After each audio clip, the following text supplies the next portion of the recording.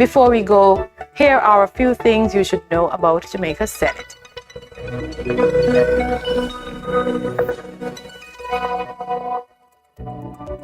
The Senate, the upper house, is the direct successor of a pre-independence body known as the Legislative Council and comprises 21 senators appointed by the Governor General, 13 on the advice of the Prime Minister, and 8 on the advice of the Leader of the Opposition. Senator the Honorable Thomas Tom Tavares Finson is President of the Senate. Senator Tavares Finson is a past student of Jamaica College. He is a lawyer, and he was admitted to the English bar in 1979 and to the Jamaican bar in 1981. Now over to the proceedings.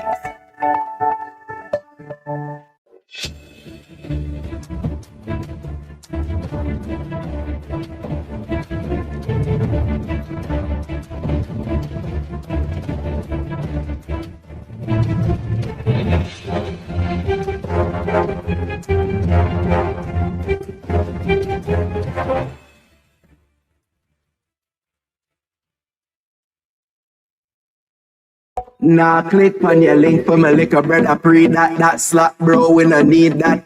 And the next thing them type of song they are listening online, what kind of thing that some big man post up on them profile and a put chat to a small child. Watch yourself on social media when you a post back sis, no do nothing too wild. What if your little brother send a post ya? What if your bro dead in a crime video ya? What if your little sister take a one pic and it a put up everywhere like it's a poster? Before me share the poster pic, I ask myself what if I nah comment, I nah go click me. Before me ask what if I nah comment, I nah go click me. Before me ask what if so before you share the poster link, just ask yourself what if yeah. When you're there online, make it a new day at the rhyme. Keep up with the time. Broadcasting Commissioner remind you. Peace begins with us. Every act of kindness, every step towards understanding brings us closer to a brighter tomorrow. Let's choose unity, compassion, and hope. Together, we can build a future where peace reigns. Brighter tomorrow starting today.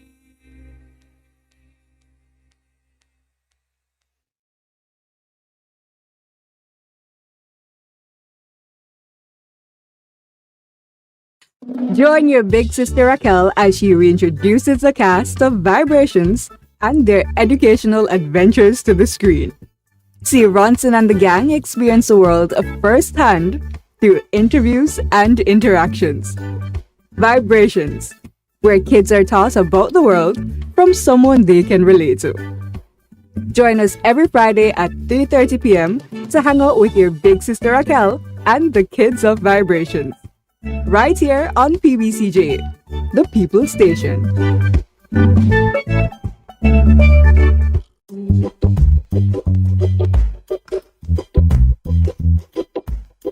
From seed to sale, Jamaica's future grows through innovation. Introducing Export Jamaica, a global market intelligence and compliance gateway that connects your effort with global opportunities and makes international trade easier, safer, and more convenient for Jamaican businesses. Powered by the Jamaica Trade Board Limited, Export Jamaica is designed to position your products competitively and guide you through international trade. Find high-demand international markets.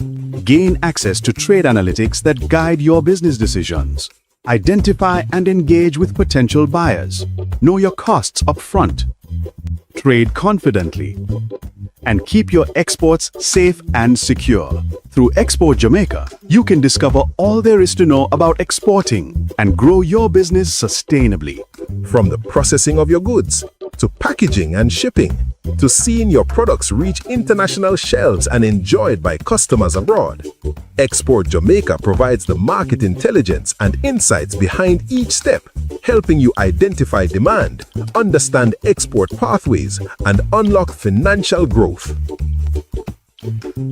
Say hello to a prosperous future. Visit tradeboard.gov.jm/export Jamaica to sign up today. Expanding Jamaica's reach, empowering our people. Hi everyone, here are 5 benefits of being a beneficiary of the Students' Loan Bureau. 1. Benefit from our 99% approval rate. 2. Benefit from our low interest rate, so less burden when you need to repay. 3. Benefit from the fact that we require no collateral when applying. 4. We're giving you more time to focus on your studies while we focus on the financing. No need to worry about repaying while in school. Number 5. Receive a 14-month grace period after your graduation date before you enter repayment. Don't forget to follow us on all SLB platforms for more SLB info. We want a piece for Jamaica. Yeah. Yo, what are you? No, brother, no, I'm not back. Yeah, but it's a bad game. No, I said, place when you come from, brother, I want to live good, man. I want to live good, brethren. No shake hand, I can play a little bad, brethren. Really have to shake hand? Yeah, man, I no badness, brethren. Just live good, man. I make the violence stop. So who keeps our taxpayer money in check? Well, the PAC and PAAC help watch over the country's budget. And one might sound like it just have an extra A, but they're way different. Here's how.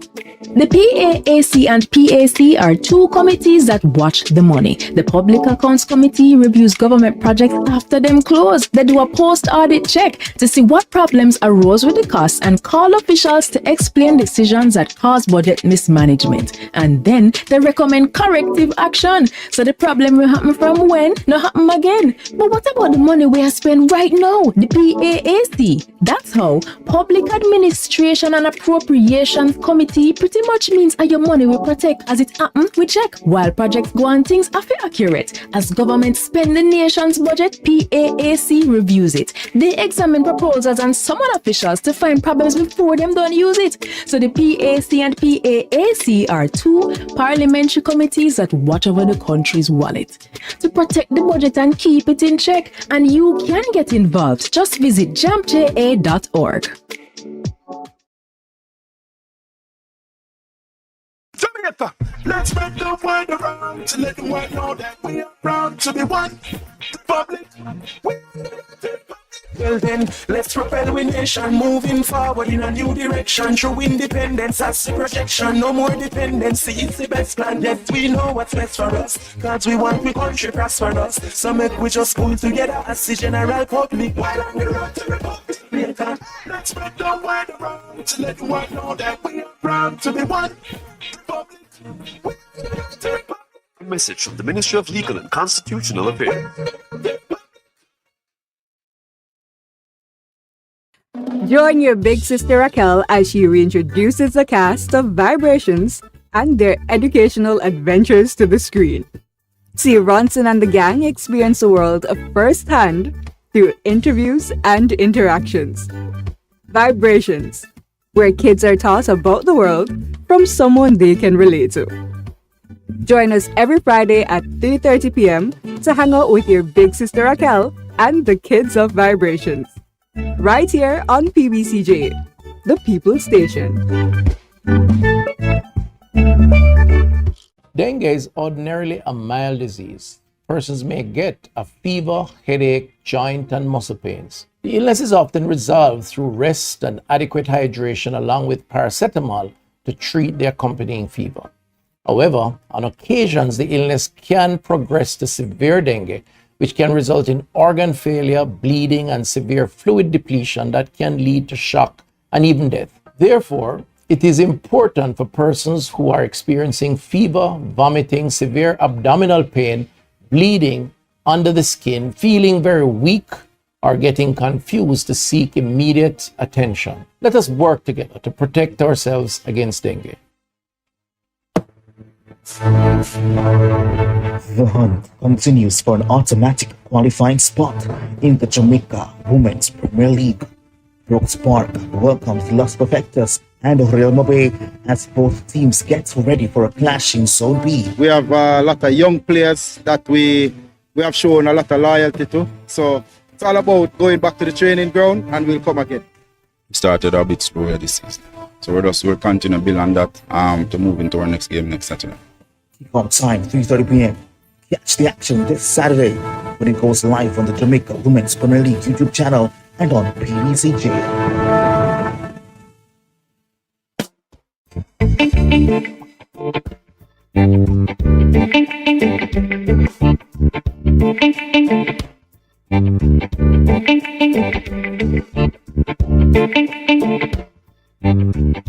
Hello, hello, hello.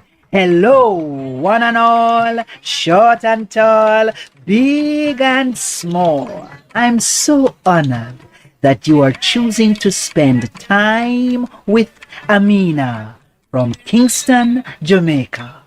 Spend time with Amina. Saturdays at 2 p.m. inside the Children's Corner, right here on PBCJ.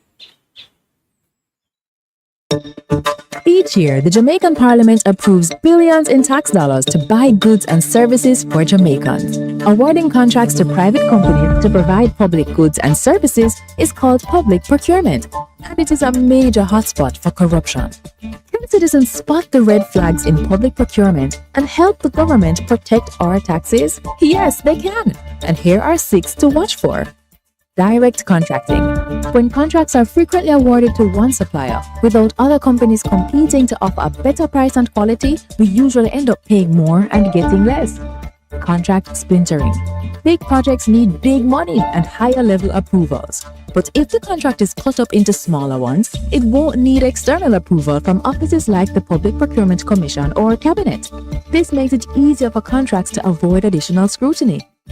Timing of advertisements. Contracts advertised during distracting periods like the holidays can result in less competition and a really strong advantage for the favored company. Like Christmas time, work slows down and companies are less attentive to business opportunities. Emergency contracting. Claiming emergencies allows officials to legally bypass normal procurement rules, making it easier to award contracts to favored companies. Contract timing. Contracts awarded just before or after election can be payback for campaign support and not based on what Jamaicans really need. Collusion. And what if penalties are not enforced when work is poorly done? This could be a contractor and public official working together for private benefit. And if it is, this is collusion. These flags do not prove corruption, but they trigger questions that citizens must ask. So mind your business, Jamaica. Visit the JAMP Procurement Tracker to monitor government contracts. If you spot these flags, use our ATI tool to ask questions and demand accountability. Today, we can report 2 consecutive years of reduction in major crimes and murders, with a significant reduction of almost 20% in murders for 2024. Between January 2022 and January 2025, we have reduced murders by 51%. And January 2025 had the lowest monthly murder count since September 24. Our efforts have also resulted in the reduction of active gangs by 50%. We continue to increase firearm seizures, and in more communities, we are experiencing less violence. We will realize our vision of Jamaica as the place of choice to live, work, do business, raise families, and retire in peace and prosperity. The proceeding was brought to you by the Office of the Prime Minister.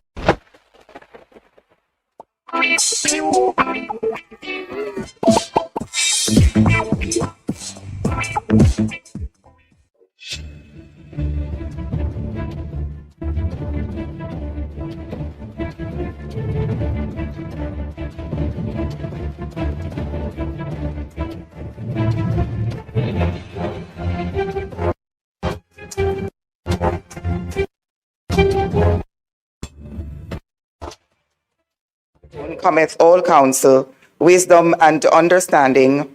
We, thine unworthy servants, here gathered together in thy name, do most humbly beseech thee to send down thy heavenly wisdom from above, to direct and guide us in all our consultations.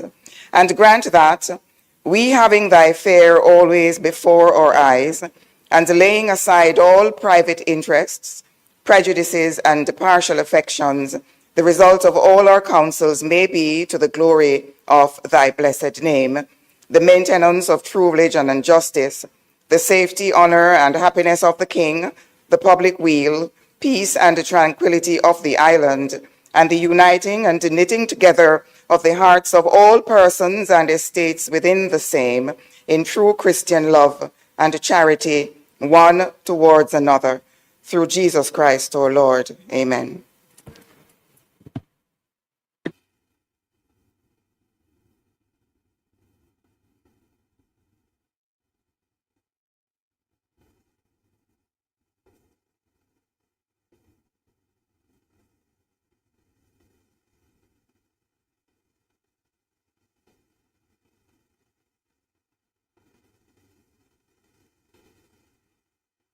Please.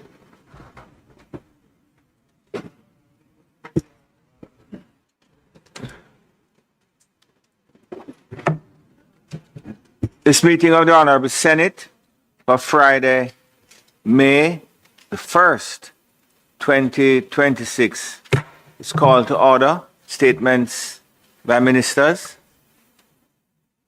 Announcements, Mr. Clark. Laid on the table of the Senate are the following: annual report and statements, accounts of the Banana Board for the year ended December 31, 2023, and its related ministry paper number 22 of 2026, titled Annual Report and Audited Financial Statements of the Banana Board for the year 2023.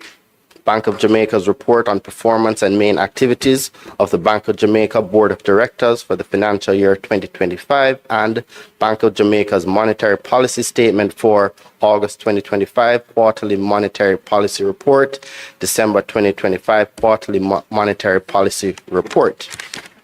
Ministry paper number 23, 20, and 24 of 2025-2026, titled Cabinet Agenda Issues, dated 12th of January 2026, January 19, 2026, and January 26, 2026, respectively. Overarching Policy for Jamaica's Protected Area Systems 2026, and its related ministry paper number 26 of 2026, titled Overarching Policy for Jamaica's Protected Area System, National Keys Management Policy for Jamaica, and its related ministry paper number 27 of 2026, titled The National Keys Management Policy for Jamaica, the General Consumption Tax Amendment of Schedules Order 2026 and its resolution under the General Consumption Tax Act, amendment to ministry paper number 17 of 2026, entitled Revenue Measures for the Financial Year 2026-2027, and by way of information, report of the Regulations Committee of the House of Representatives on its deliberations on the Insurance Amendment of 20th Schedule Regulations 2026. Thank you very much. Bills brought from the Honorable House of Representatives. The following is a message from the Speaker of the House of Representatives. To the Honorable Senate, I have the honor to advise the Honorable Senate that on the 28th day of April 2026, a bill entitled An Act to Make Provision for the Management and Implementation of the Post-Disaster Reconstruction and Resilience Efforts consequent on the passage of Hurricane Melissa, and for resilience generally, to establish the National Reconstruction and Resilience Authority, and for connected matters, was passed in the House of Representatives with 20 amendments. The Most Honorable Juliet Holness, Speaker of the House of Representatives. Mr. President, I signify my willingness to take charge of the bill. A bill shortly entitled the Reconstruction and Resilience Authority Act 2026, read a first time. Mr. President, I beg to give notice of second reading of the bill. Mr. President, I further beg to give notice that at a later stage today, I will move for the suspension of the standing orders to enable second reading of the bill and to commence debate on the bill. Thank you, Minister.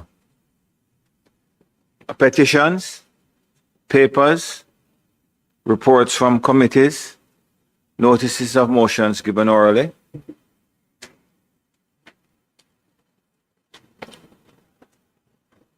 Questions and answers to questions. Motions that may be made at the commencement of public business requiring notice. Motions relating to the sitting of the Senate. Motions for leave to introduce bills.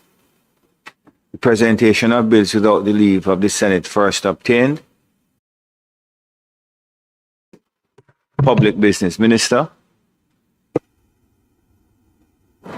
Thank you, Mr. President. Mr. President, today it is intended to take the Act to amend the Cybercrimes Act and to provide for Connected Matters 2026 through its concluding stages and to open the debate on the bill, which is the National Reconstruction and Resilience Authority Act 2026. We will proceed with them in that order, with your leave. Thank you very much. Thank you, Mr. President. Mr. President.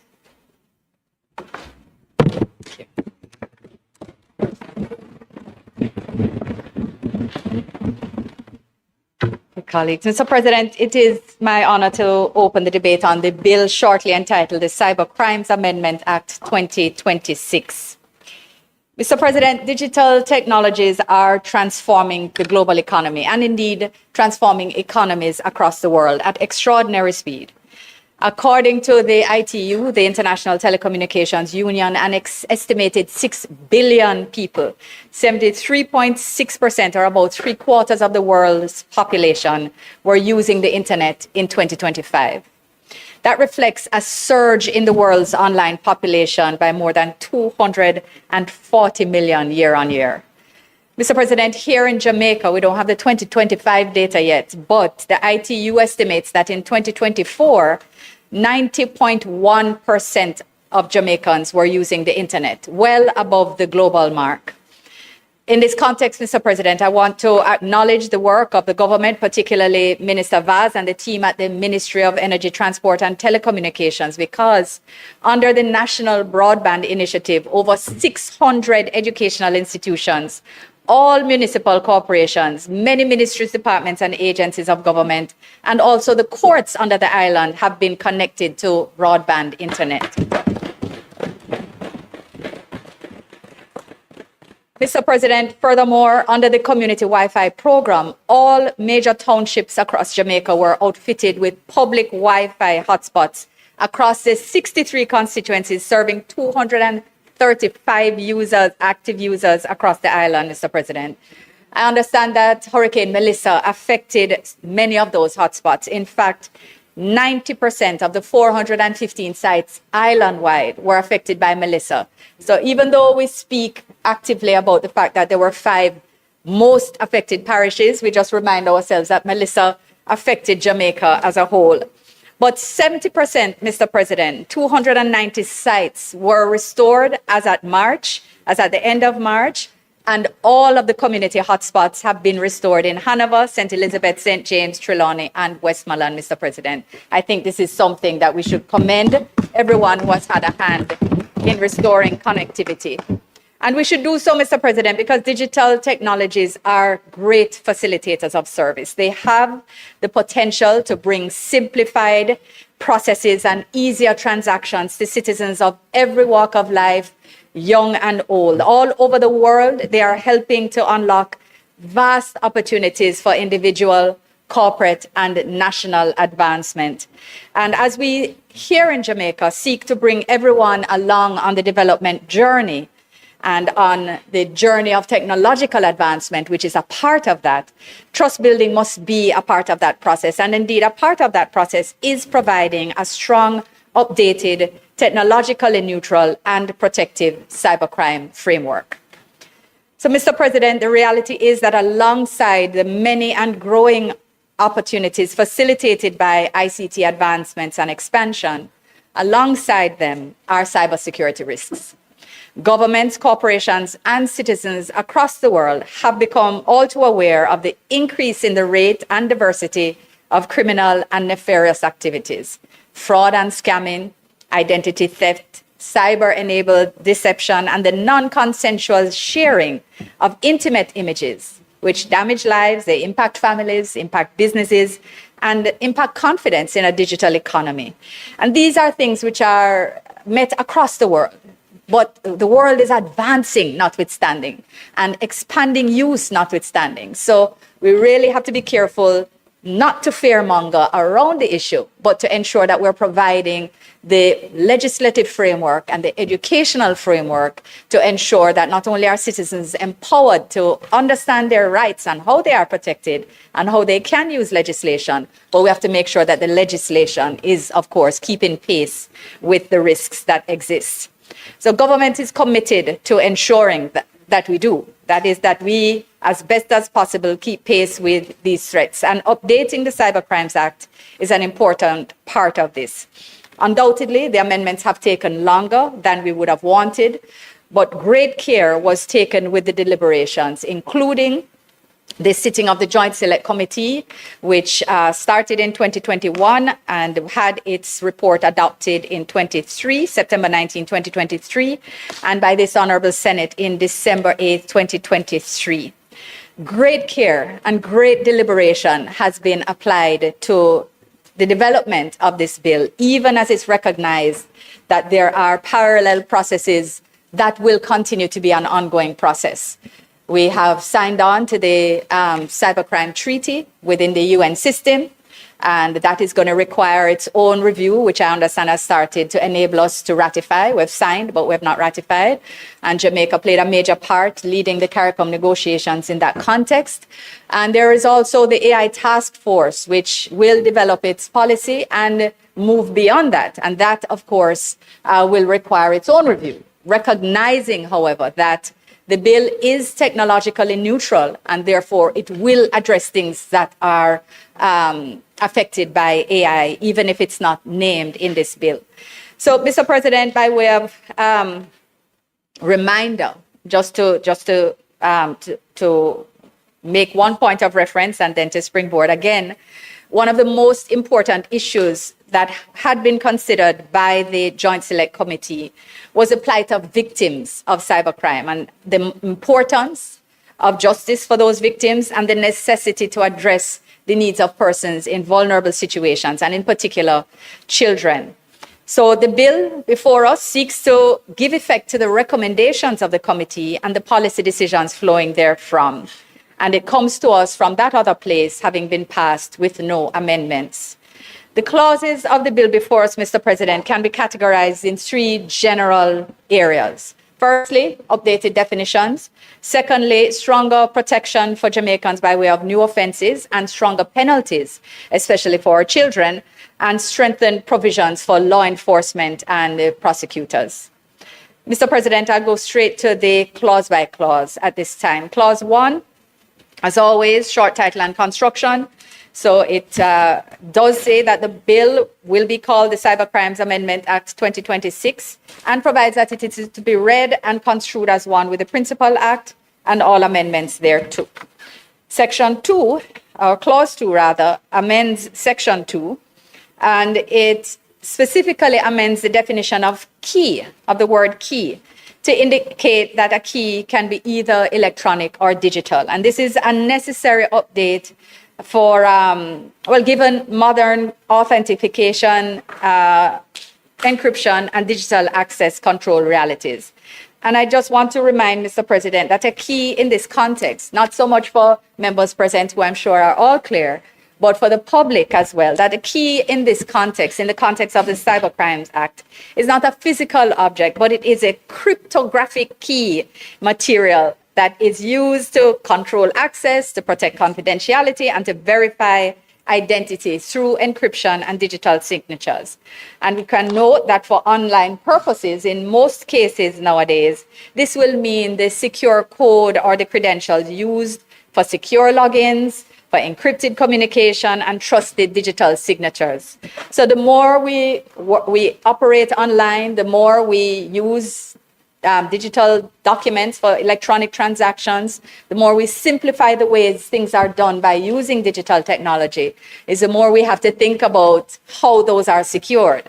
So using websites that have not just HTTP, but HTTPS to know that it's secure, and all of the various ways in which you recognize that we need to be vigilant about protecting our transactions online. The keys are critical to that. Mr. President, Clause 3 amends Section 4, and it does so by strengthening protection for minors by amending the penalty framework of Section 4 of the Act so that whereby access to any computer program or data held in a computer, an offense is committed against an individual under 18 years old, the Circuit Court may impose imprisonment for a term not exceeding 20 years, Mr. President. And the objective of this amendment is to communicate to the society at large and indeed to the judiciary that there is a policy position that is being supported by the legislature that cybercrimes committed against children must be treated more seriously and demonstrably so, and so they must carry a harsher penalty. Mr. President, Clause 4 amends Section 8 with a similar provision as done in Clause 4. But in this case, it is providing that committing the offense of fraud or forgery, again in this context of cybercrimes, once that is done against an individual under 18 years, it will carry a term of imprisonment also not exceeding 20 years. Mr. President, Clause 5 amends Section 9 of the Principal Act, and I know that persons have been looking closely at this act to understand what it means, because it was a great focus of attention by the Joint Select Committee and indeed by the debate elsewhere. Clause 5 amends Section 9 to effect two significant changes. Firstly, it replaces the narrow wording of sending to another person found in Section 9 of the Act with the broader concept of publishing. This clause is a clause about malicious use of a computer, right?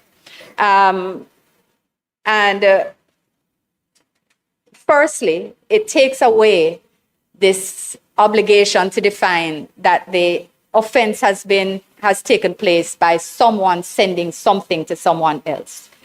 It redefines publishing, the concept of publishing, to ensure that once it is made public, whether it is by sending, by posting, by transmitting, that once it is no longer privately held by one person, that the offense can manifest itself. Mr. President, it also creates the new offense and addresses the very real issue of non-consensual sharing or publishing of intimate content, and that it's often known around the, casually as revenge porn. I know we've all heard of it, and I think it's important to just discuss the clause a little more and to take the opportunity to speak publicly about why it's important to recognize the strengthening of the Act in this context. Mr. President, so Section 9, let me go through again, creates the offense of using a computer for malicious communication. That is, publishing to any other person any data, whether in form or message or otherwise, that is obscene, constitutes a threat or is menacing in nature, and with the intention to harass or cause harm or the apprehension or harm. So you're threatening someone, you're publishing anything that is obscene, that this is an offense under Section 9. And it's therefore a crime that can be reported to the police. So it is not just a matter of being upset or being fearful or feeling harassed or aggressed. It is a crime and can be reported to the police. So during the review of the Cybercrimes Act, Mr. President, this clause was defined, again, as I said before, within the context of someone having to send that communication to someone else. And it was recognized by the prosecutors, by the police, and by stakeholders that the definition as it was, the actus reus of the offense, the requirement for sending, made it difficult to prosecute, that the interpretation of clause didn't allow for the widest application of the circumstances within, especially the use of social media within a modern context, so that publication, that is making the material available electronically, that was what was now required. And this is why Clause 5 now seeks to define publish in relation to any image or data in a technology-aware manner, and that means sending, transferring, posting, disseminating, or otherwise providing access to the image or data.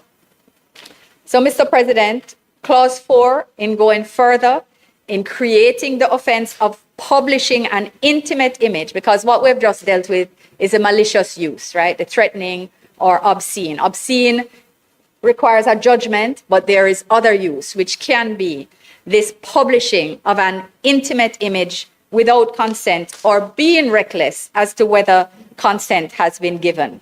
And it then defines the main terms that comprise the offense. Importantly, the clause defines an intimate image to mean any image that depicts sexual activity, nudity, or partial nudity, and that is captured, generated, or created. And Mr. President, I would just take the opportunity to pause here and advise our young people, but it's not only young people, to pause and think. Sometimes photos can be taken without your knowledge, and that is one thing. But sometimes you can be in a situation of trust where it is that you feel that a photo that is taken, whether of an intimate moment or of yourself in any state of undress, that it will be just treated as a private moment. And it may well be intended at that time, but things can change.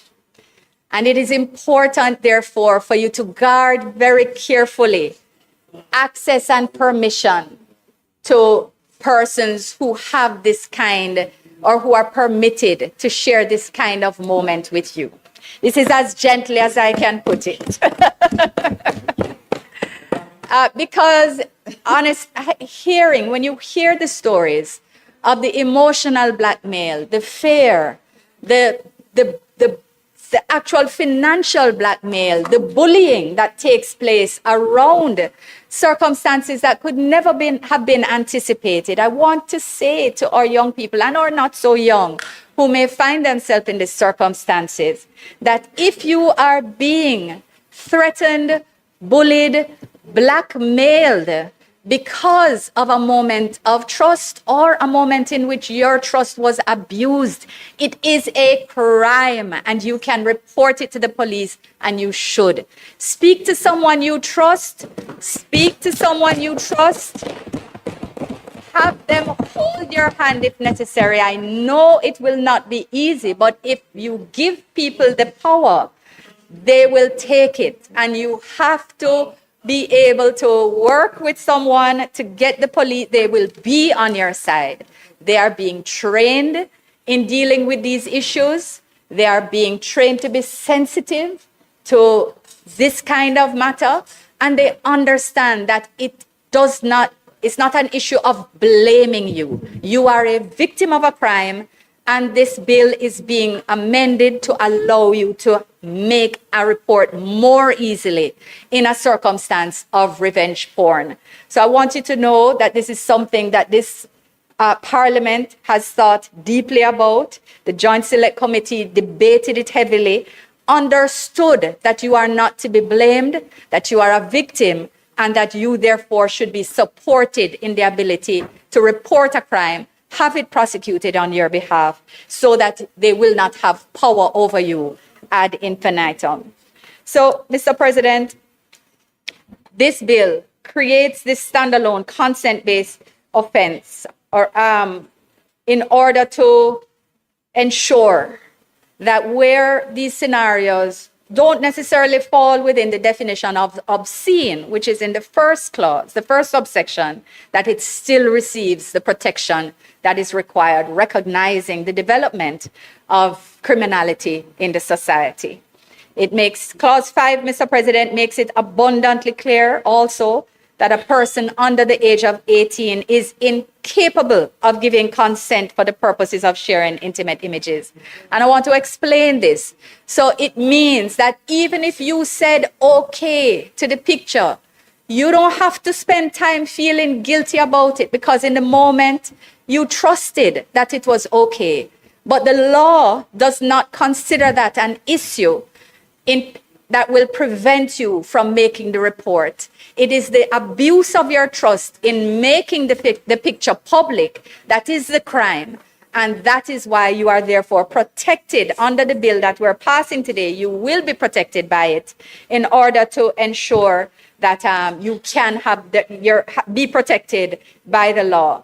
And Mr. President, why this clause has been put in as well is to make sure that there is absolute clarity that the provision as it existed before, that it doesn't allow for a consent-based exception to the Child Pornography Prevention Act, because the Child Pornography Prevention Act also addresses these issues, but it will work together with the Cybercrimes Act. And what we made sure is that with the technical advice provided is that there is no issue of consent that can muddy the waters in terms of such an offense.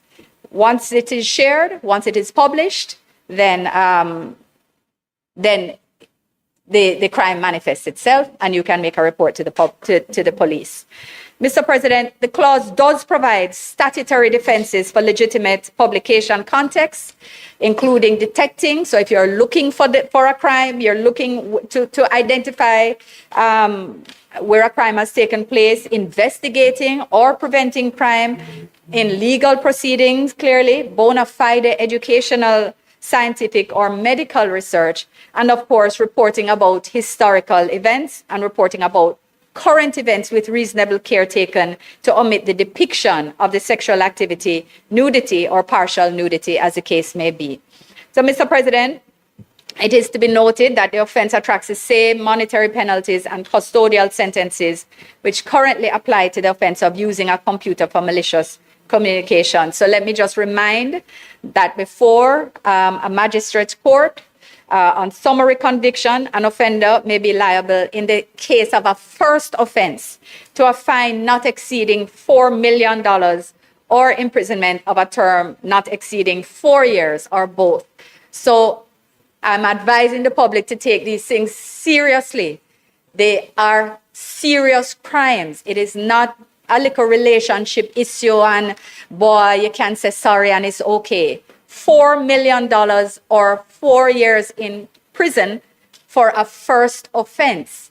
So think carefully about how hard you want to hurt someone. Think carefully before you take that action and click send. Mr. President, if any damage is caused as a result of the commission of the offense, you are also liable to a fine not exceeding $5 million or imprisonment for a term not exceeding 5, or both the fine and imprisonment. And in the case of a second or subsequent offense, regardless of whether any damage is caused or not, to a fine not exceeding $5 million or imprisonment for a term not exceeding 5 years, or both such fine and imprisonment. Mr. President, that's at the RM court level, that's at the parish court level. At the circuit court level, the offender may be liable in the case of a first offense to a fine or imprisonment for a term not exceeding 10 years, or both such fine and imprisonment, and if damage is caused, to a fine or imprisonment for a term not exceeding 15 years, or both such fine and imprisonment, or in the case of a second or subsequent offense, to a fine or imprisonment for a term not exceeding 20 years, or both such fine and imprisonment. Additionally, Mr. President, where this offense is committed against an individual under 18 years, the term of imprisonment not exceeding 20 years may be imposed. So, Mr. President, these fines and these penalties are in the Principal Act. I am reading them again to make sure that the public who is listening is 100% clear about the seriousness of revenge porn as a crime and how it is treated under this act.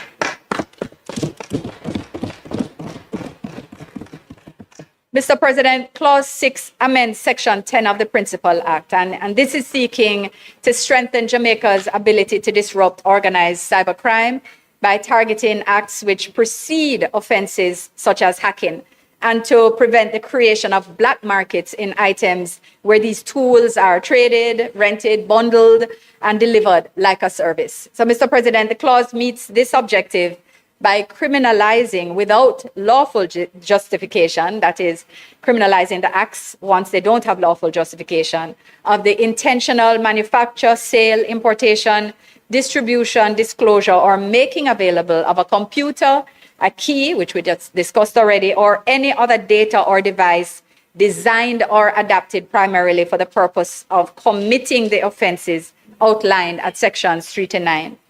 The clause also criminalizing receiving and possessing such keys, data, or devices with the intent that they be used to commit these offenses. So, Mr. President, the bill is thereby strengthening the hands of our law enforcement agencies, as they'll be able to not only chase the individual offender, but the enablers, the people and the people with the tools that make the commission of cybercrimes possible.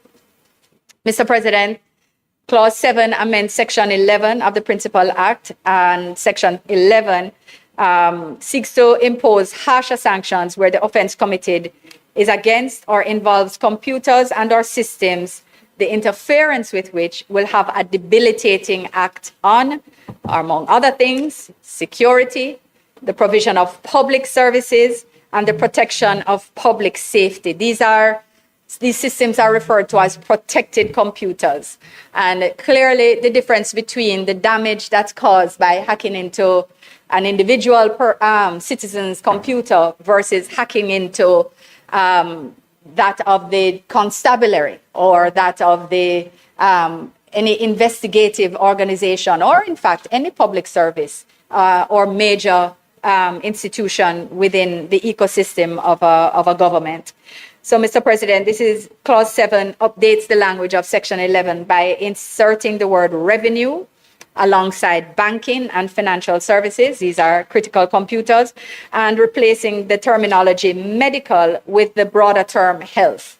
The update is strategic as it ensures that attacks on revenue and health systems are treated with the greatest degree of severity, given the potential to cause national disruption and economic instability, as well as undermining public confidence by exposing sensitive personal data.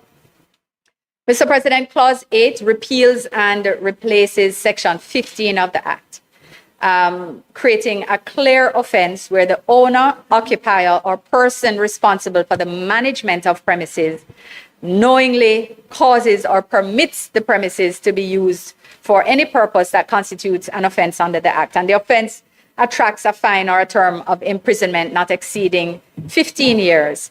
I think people will recognize the genesis of this clause. This comes from the same language is used in the Lottery Scam Act, if I call it that informally, so everyone recognizes it, where premises are used to facilitate illegal activities, then they become liable too. And it's trying to get at all of the levels of cooperation in the crimes.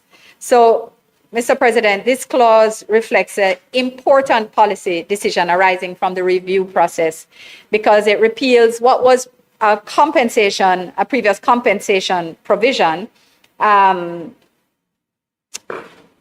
allowing victims to now access the more comprehensive compensation framework under Section 24A of the Criminal Justice Administration Act, which allows the court to impose restitution orders for the benefit of victims, so that victims' cases can be considered on a case-by-case circumstance, and the appropriate compensation then be granted. Mr. President, Clause 9 amends Section 19 which strengthens the investigatory discipline and accountability of the JCF by requiring the Commissioner of Police to develop and implement a code of standard procedures to be complied with in any search and seizure under Section 18 of the Principal Act. This ensures due observance of the safeguards contained in Section 19, which requires the documentation of computer materials seized during the course of an investigation. And Mr. President, this was thought important because complex cybercrimes matters often succeed or fail based on the manner in which the digital evidence is handled.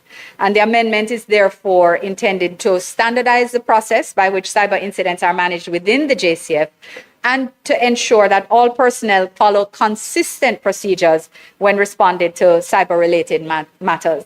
And my understanding is that the work has started on the development of these standard procedures, and that by Q4 this year, we should have, they should be completed and the full sensitization take place within the JCF and related prosecutorial agencies.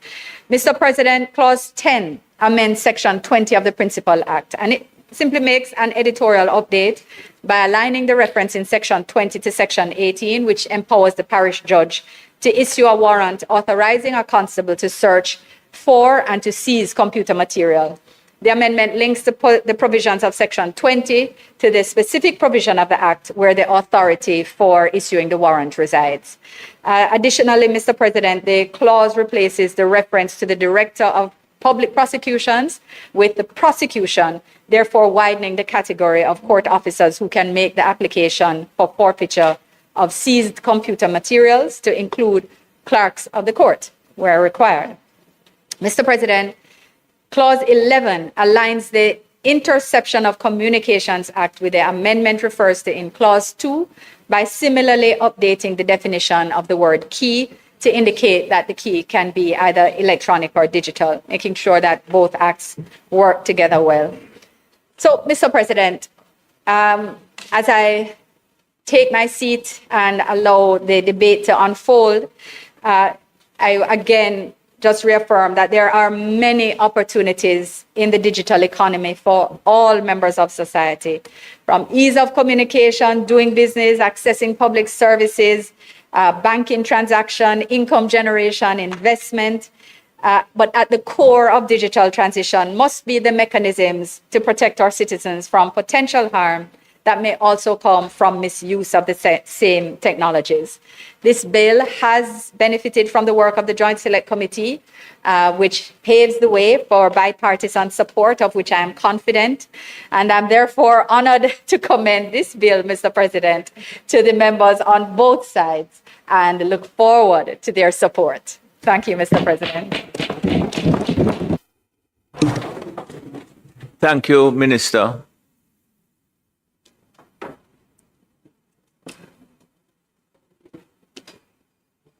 Senator Small Ferguson.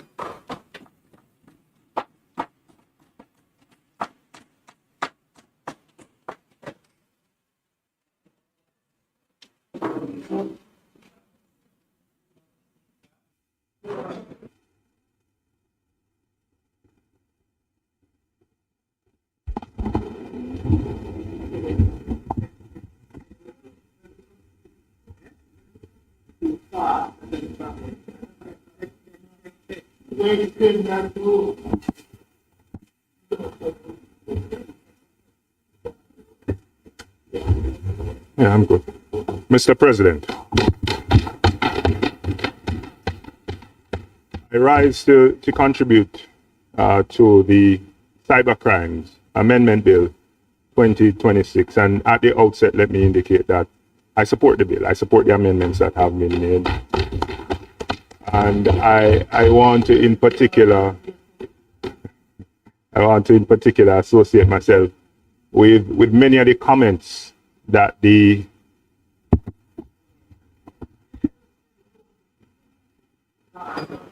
that's good. Yes. So I was saying I want to associate myself with many of the comments that the minister would have in particular directed to the public.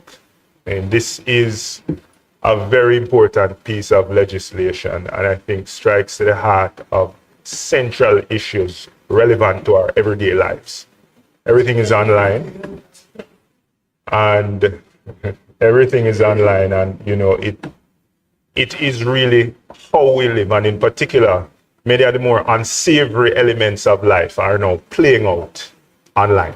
So, I think the minister gave the public an excellent charge in that regard. This particular bill and the principal act was heavily ventilated in the other place. There was extensive debate. It was the subject of a joint select committee whose work resulted in the amendments that are put before us today. They undertook a comprehensive review, and I had the opportunity to review the report, and I think the conclusion of same is why this bill has such heavy bipartisan support. Now, that being said, before turning to the substantive issues, I want to make a comment about the process that has brought us here. Right? The minister acknowledged that this certainly we would have wanted to have been considering these amendments before. Now, she mentioned that the Joint Select Committee started their work in 2021. They concluded their report in 2023, and we're now discussing this in 2026. Right? Now, the fact is, Mr. President, that this is not an unusual timeline in legislative terms here in Jamaica, right? But it presents a very particular challenge in the context of the legislation that is before us and legislation of this nature.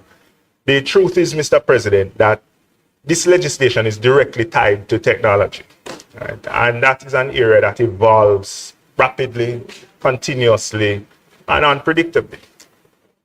And what that means is that any delay in the work necessary in this space has real and practical consequences. It creates a widening gap between the law and the reality that it's intended to regulate everyday life. And it means that by the time amendments are brought before this Honorable Senate, elements of the framework may already be less relevant than they could be, given the pace of evolution of technology. And indeed, cybercrime itself has evolved since the Joint Select Committee started their work in 2021. Now, it's not a criticism of the work that has been done by the committee. Right? It was carefully considered, and it provides an excellent foundation for the amendments before us. But it does highlight, I think, what is a structural challenge in our legislative process and a degree of latency that is particularly exposed when we look at laws in areas like this. And so I think there are two important reflections that arise from this.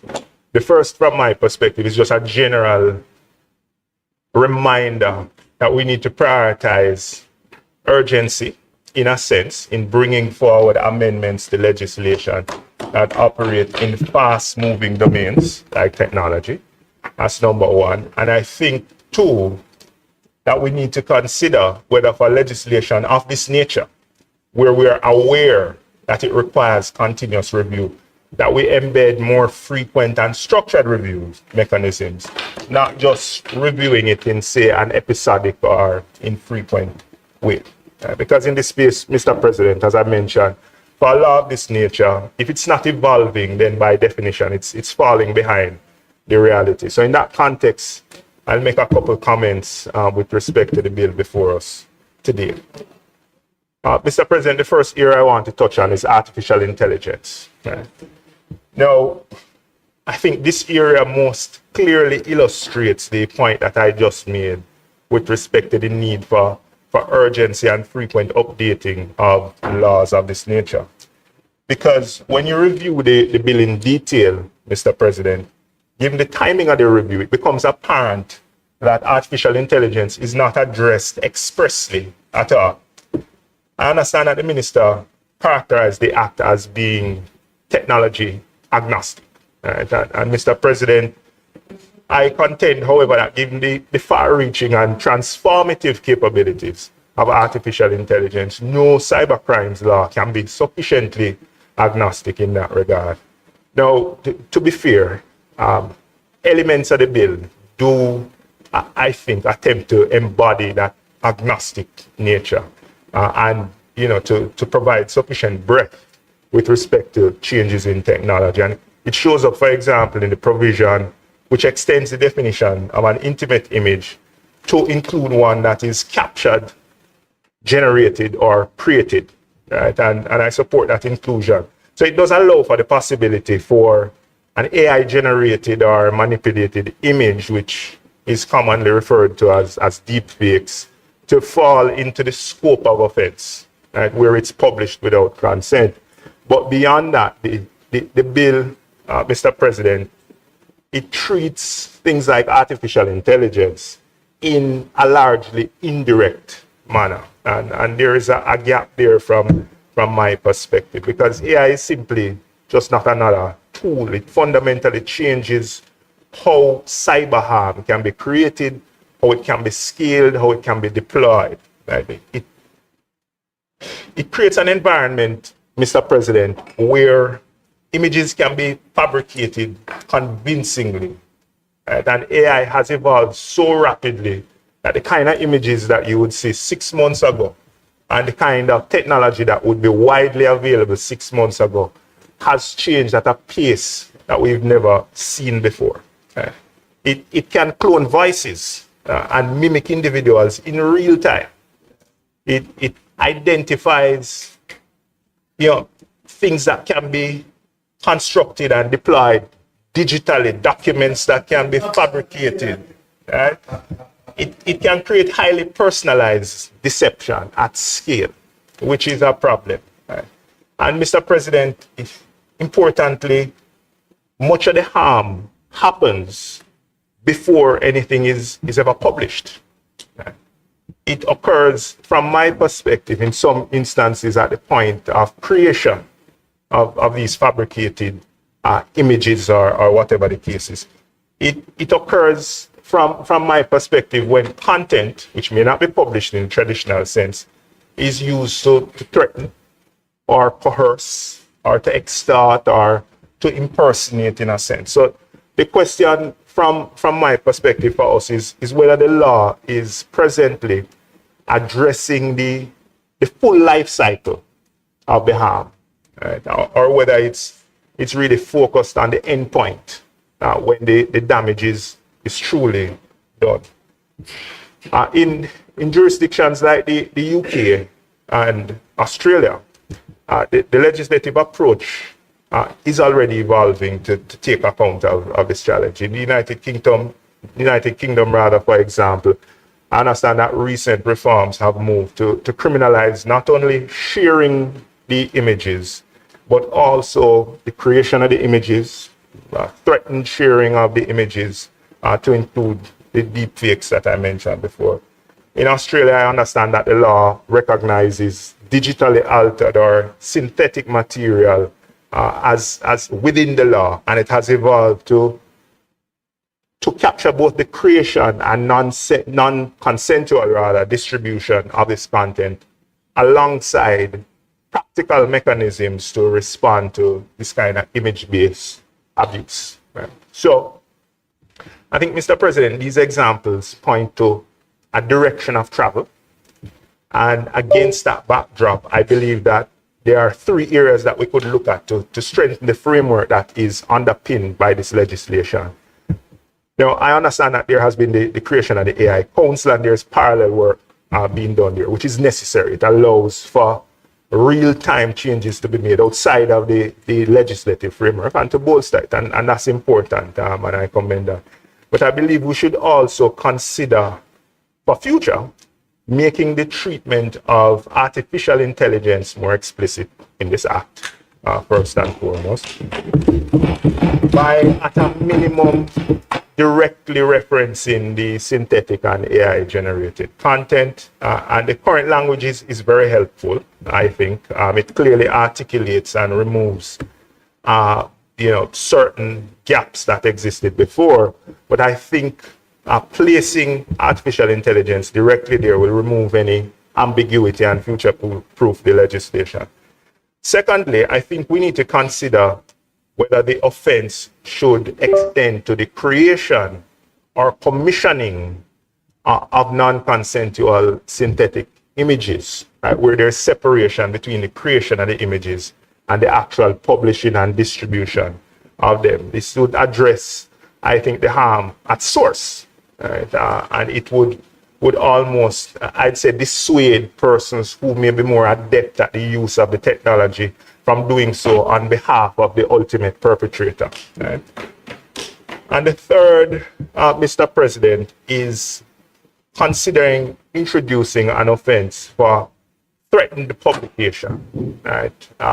Threatening the use of this technology in ways that some people may not even imagine. They may see the results of it and feel afraid by virtue of unknown capabilities, right? I think that is important as well. Mr. President, I think the bill takes an important step forward, to be clear. But of course, there could be greater specificity. I'll move to the second point, Mr. President, which is related to an element of what is already covered by the legislation, but I'm suggesting that we contemplate taking it a step further, which is cyber-enabled harassment, right? And note the use of the word harassment. So I acknowledge that the bill does make important progress with respect to non-consensual publication of intimate images, which is very important. And I think I would imagine one of the typologies that the GCF is inundated with respect to cybercrimes. Right? And it's very necessary, very welcome, supported. But I think cyber harm, Mr. President, extends beyond intimate images. And this is where, in my view, I think the framework could be expanded. So what we're seeing increasingly is not an instance where there is a single malicious act that's committed in silo, but a pattern of sustained digital behavior, coordinated behavior by one and multiple people. It's a situation where, for example, an individual is targeted by multiple emails, targeted on many different platforms by fake accounts. It's the creation of those multiple fake accounts to harass people across these platforms. Coordinated attacks, reputational harm, persistent intimidation online. It is, in effect, cyber stalking, really, in modern form. And Mr. President, one of the challenges, I think, just looking at the current framework is that it looks at incidents in an individual way, right? And they can be prosecuted in an individual way. Message is accessed, the email is accessed, the post is accessed, and the harm is, however, not always that single act. The harm, I think, is compounded by persistence. Right? It's about the accumulation and the combination of the different mechanisms that are used. And the fact that conduct is repeated and targeted and sustained over time. And I think that's what transforms the conduct from being merely a nuisance to being genuine harassment. Right? And there is a growing body of data globally that shows that this kind of harassment, and it's apparent, right? It causes significant psychological and emotional impacts, particularly among young people. Right? So from my perspective, Mr. President, I think the law should be capable of recognizing not just the isolated acts, but characterizing, I'd say, courses of conduct and treating those in a more severe way. It's not just a one-off threat or a one-off distribution of an image, but looking at people who exude this kind of serial criminal behavior and treating with them very separately from somebody who may have done disparate elements of this kind of thing. It will allow us to look at the behavior in aggregate and treat with it accordingly, this kind of pattern-based conduct. I think, Mr. President, it will allow law enforcement to be equipped to assess behavior in its totality rather than just in fragments, Mr. President. So the third and final area that I want to touch on is really to lend my support to a comment that was made in the other place, which touches on the issue of cross-border enforcement in this area. Now, I want to associate myself with the call that was made for Jamaica to consider acceding to the Budapest Convention on Cybercrime. Now, Mr. President, the reality is that many of these offenses that we're discussing or that are covered by this act, they don't originate within our borders. Many of them don't. I mean, and the minister mentioned that, in fact, we have signed on to the UN treaty targeting cybercrimes in December of 2024, I believe. But I believe in relation to this particular area, more can be done.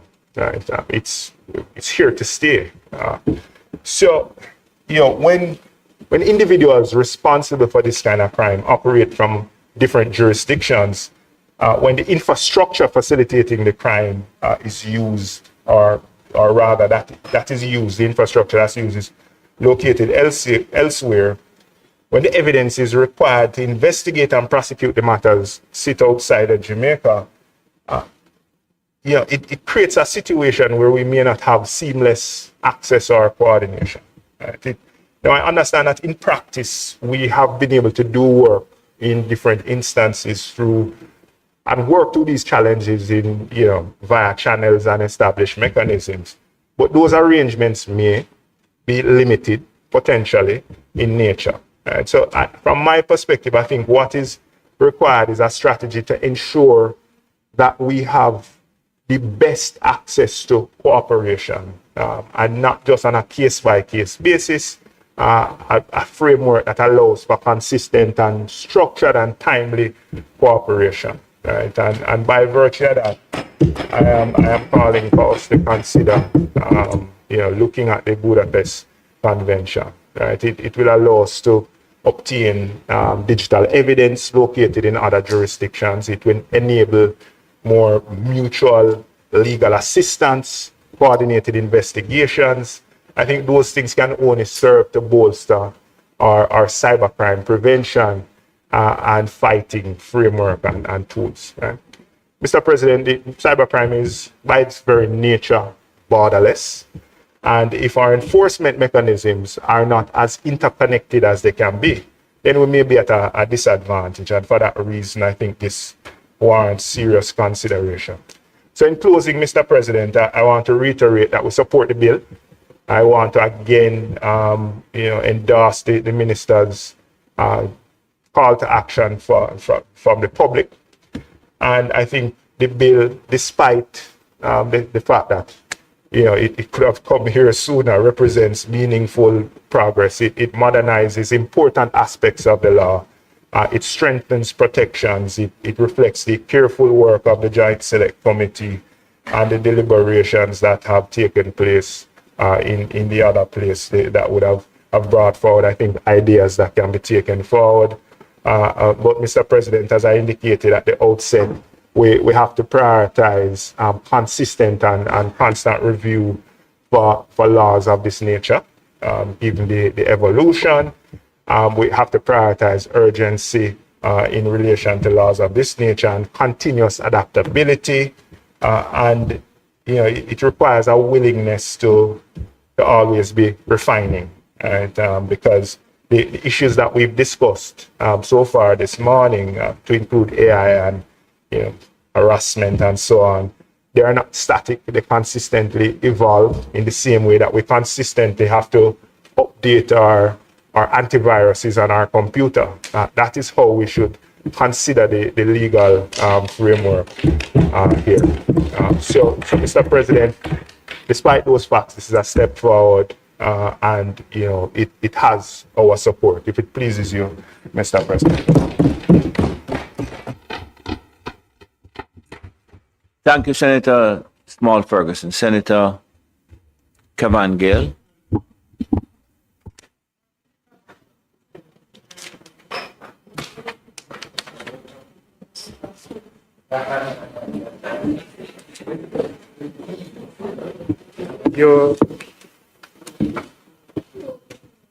Thank you, President. President, I rise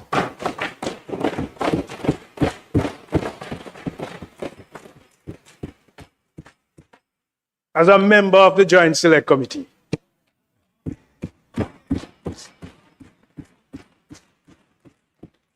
And I think in the Senate, Senator Shireen Golden Campbell had joined the committee in the latter stages. And I want to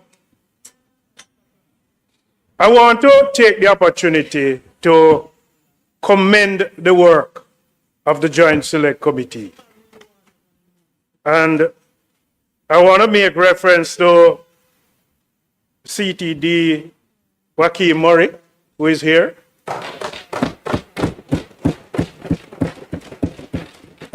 Who had to deal with all those thought-provoking pushes that took place in that committee. And also Colonel Godfrey Sterling. And I think all the ambush the committee tried to pursue, he kept us in charge. I also want to commend Minister Darrell Vaz for his work in presiding over that committee and to allow us to be here where we are today.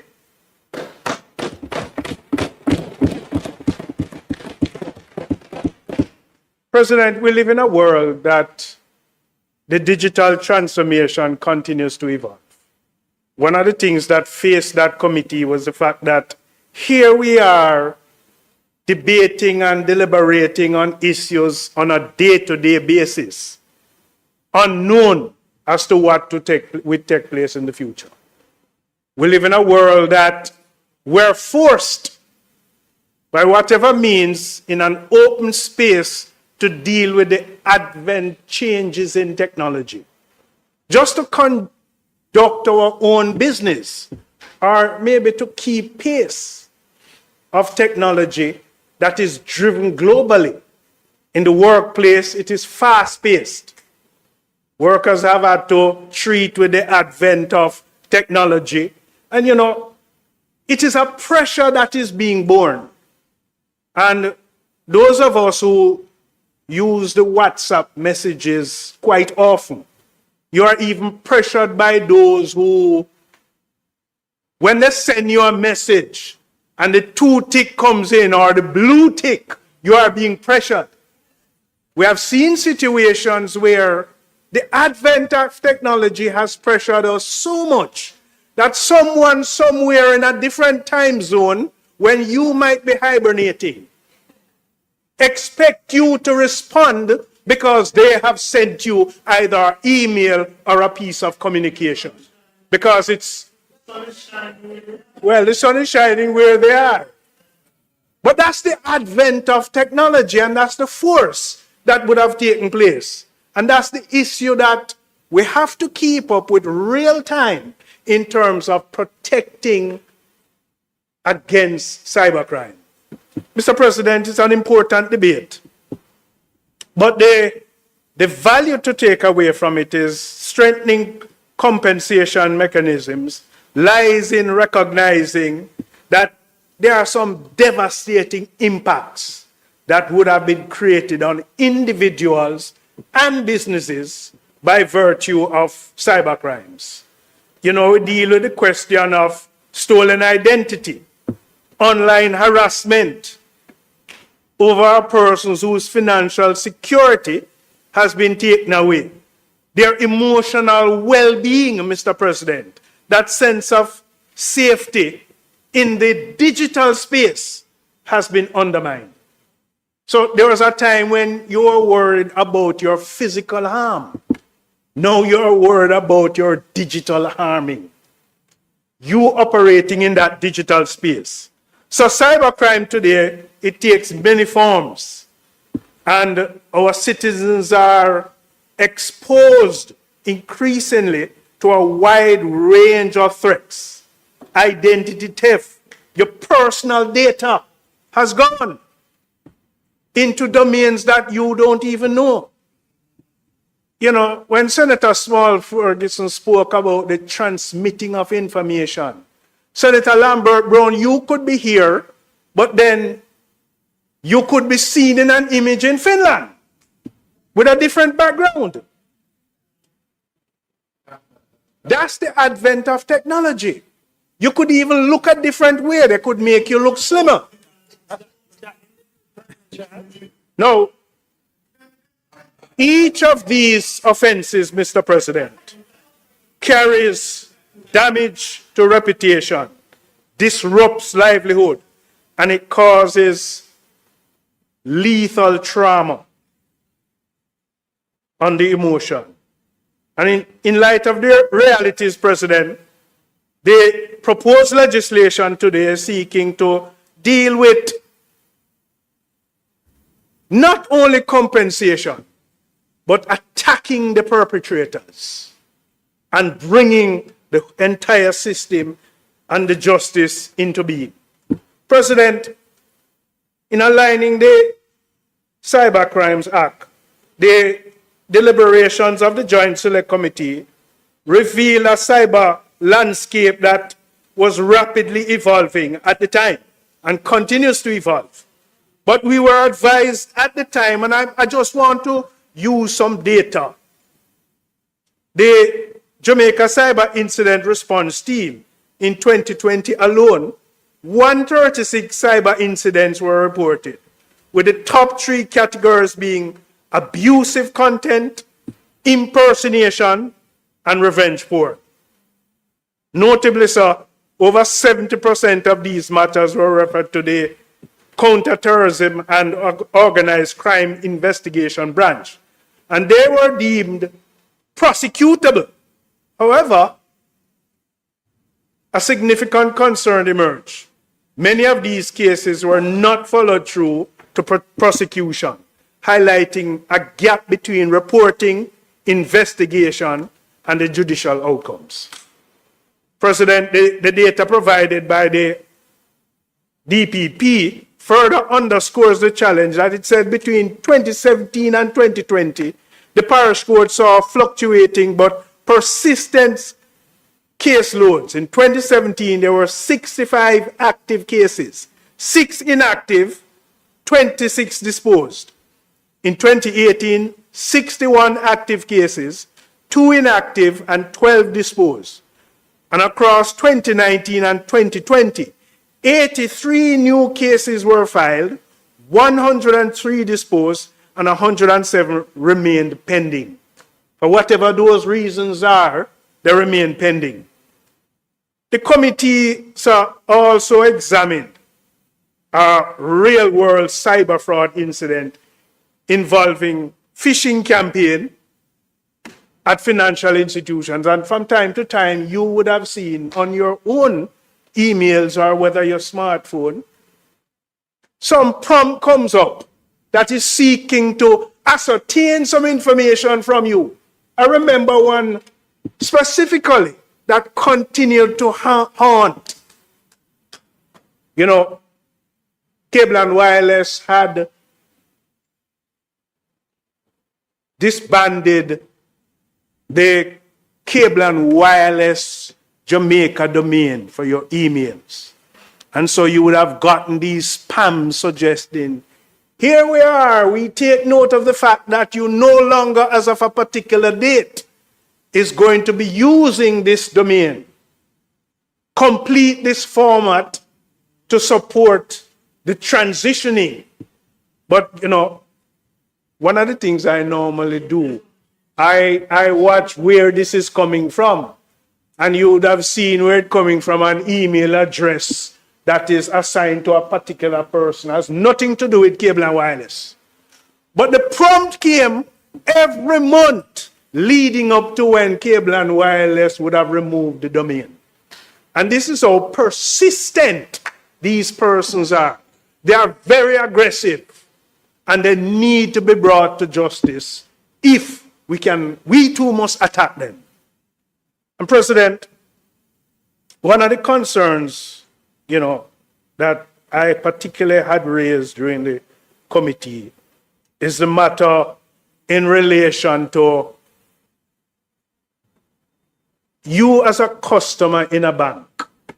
And if you were exposed through that financial institution to any challenges, any deception,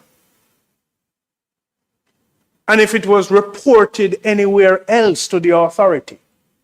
And what we found is that the financial institutions, they don't want to report them to the authority. They prefer to deal with it in the background.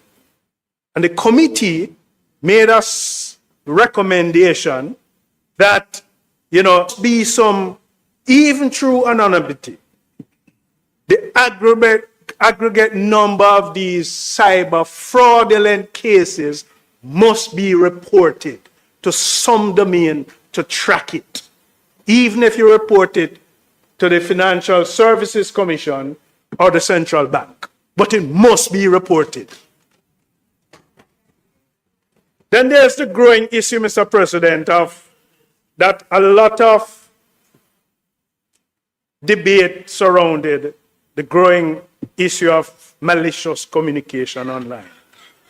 And while the right to free expression must always be preserved, the committee was very clear that there must be a firm boundary where speech or the transmitting of images that becomes harmful and it threatens the individual's reputation and livelihood and safety, that it must be addressed.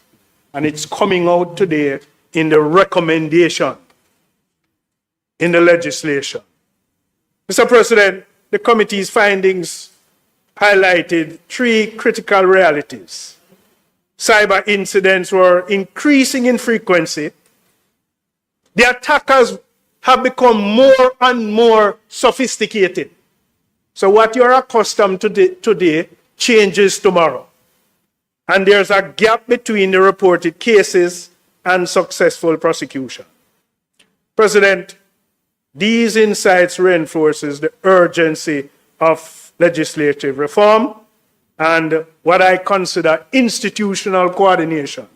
Because it can't be that just the reform is just pursuing, catching, and treating with it. But there has to be a coordination, a level of coordination that deals with information and educating the public. The public is going to require some level of technological or digital awareness. So this is not only about prosecuting, but this also must be around the protection of the society.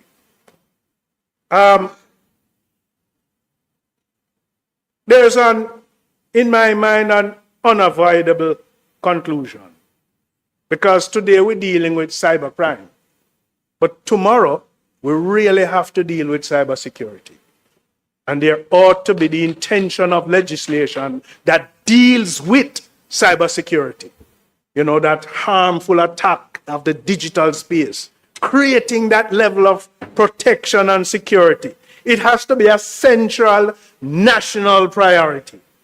And I want to take the opportunity to recommend that there has to be some level of coordination and cohesion in promoting cybersecurity. There was a youngster that came to me the other day and he said he wanted to pursue a degree in cybersecurity. And he asked, well, I thought about it and I said, well, it's a space that it's one of those growing levels of employment trends. Months after I saw him and I asked him, where are you with the application?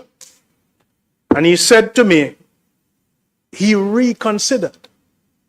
Because whilst it might be a gap in an emerging trend in a job, his concern was that if he was a cybersecurity expert and he was to have failed in the cybersecurity exposure to the business, would they still have confidence in him? And so he's pursuing some other area in technology. That's an obstacle we have to go around, and that's why we need to start having the conversation around cybersecurity to impress upon the confidence in need in as a country and as a society to manage our cybersecurity. So, Mr. President, we have the legislation today, but the important thing is that we need to test it and test it fast. Test it and test it quickly. And, there also, and I agree that this is one of the kinds of legislation that must have the quickest turnaround time in review. We cannot wait. We cannot have that normal period of review because similar to any other legislation. Because those who are attacking us, they are planning as we speak. They have gone to new levels of attack and harassment. We need to keep pace. And one of the things that we have to do as a point of priority is that we have to put in place a kind of risk assessment system of evaluation, of tracking the issues that will formulate the next series of amendments that is going to be proposed in the legislation. So we have to find a way to track it. And so, President, the work of the Joint Select Committee has provided us with both evidence and direction. It is now our responsibility to act decisively by advancing these legislations, embracing a futuristic, comprehensive approach to cybersecurity, and affirm our commitment to protecting our citizens in safeguarding also institutions and upholding justice in this digital age. So, sir, I commend the amendment to the legislation, and I urge my other colleagues to support its intention for a stronger, safer, and a more secure digital Jamaica. May it please you, Mr. President.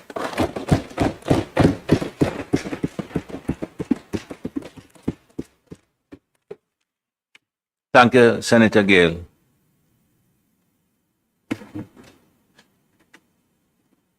Should be this three.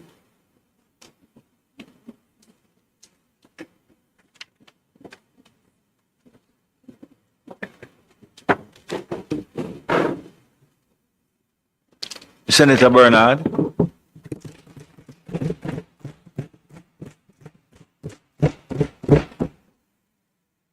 Thank you, Mr. President.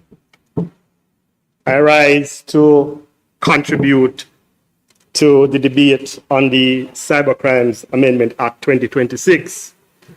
And let me say from the outset, the opposition supports the need to modernize Jamaica's cyber laws. We support stronger protection for children. We support sanctions against online fraud, identity theft, deepfakes, digital extortion, and the non-consensual sharing of intimate images. Mr. President, no Jamaican should be left defenseless in the digital space. But this debate cannot be separated from a deeper national conversation that is taking place.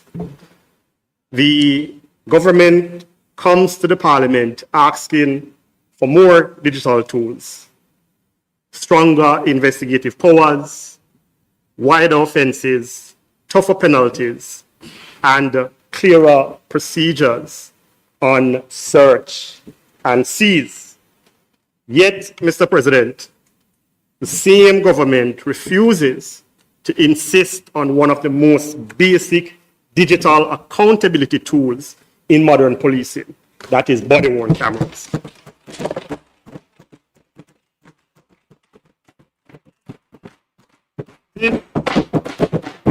This is a contradiction, Mr. President. The government wants cameras, codes, records, search, seizures, digital keys, and electronic evidence when it is pursuing the citizen. But when the citizen asks for cameras to protect life, liberty, and truth during police operations, we are told that's a crazy idea. But when, Mr. President, the minister who piloted the amendments in the lower house says Clause 9 requires the Commissioner of Police to develop a code of standard procedures for search and seizure under the Cybercrimes Act, because digital evidence must be handled with effectiveness and integrity. Yet, when the evidence concerns fatal police shooting, the same principle of integrity is treated as optional. Mr. President, this contradiction borders on hypocrisy. Indicom reported that 115 persons have been shot and killed by the security force year to date. That already exceeded the comparable figure in 2025, which is 87. Indicom also recently expressed concerns about public statements dismissing body-worn cameras. In this climate, the refusal to require body cameras in planned high-risk operation does not build confidence, it deepens suspicion. The government cannot say Jamaica needs a trusted digital society while resisting the very technologies that would help citizens trust the state. Mr. President, the minister responsible for national security says cameras make police targets. But that cannot be the end of the discussion. The question is not whether every officer must wear a camera. Nobody has objected to it, but, and I know that you are adroitly, Senator Brown, leave me alone, let me finish, please. I noticed that you are adroitly sort of moving the discussion in relation to the wider issue of cybersecurity, but you can keep that debate for another time about body-worn cameras. I'm not going to allow you to make that debate on this about body-worn camera. So you have made your point. You can move on from it. Mr. President, the presentation goes into offering some opportunities going forward, Mr. President.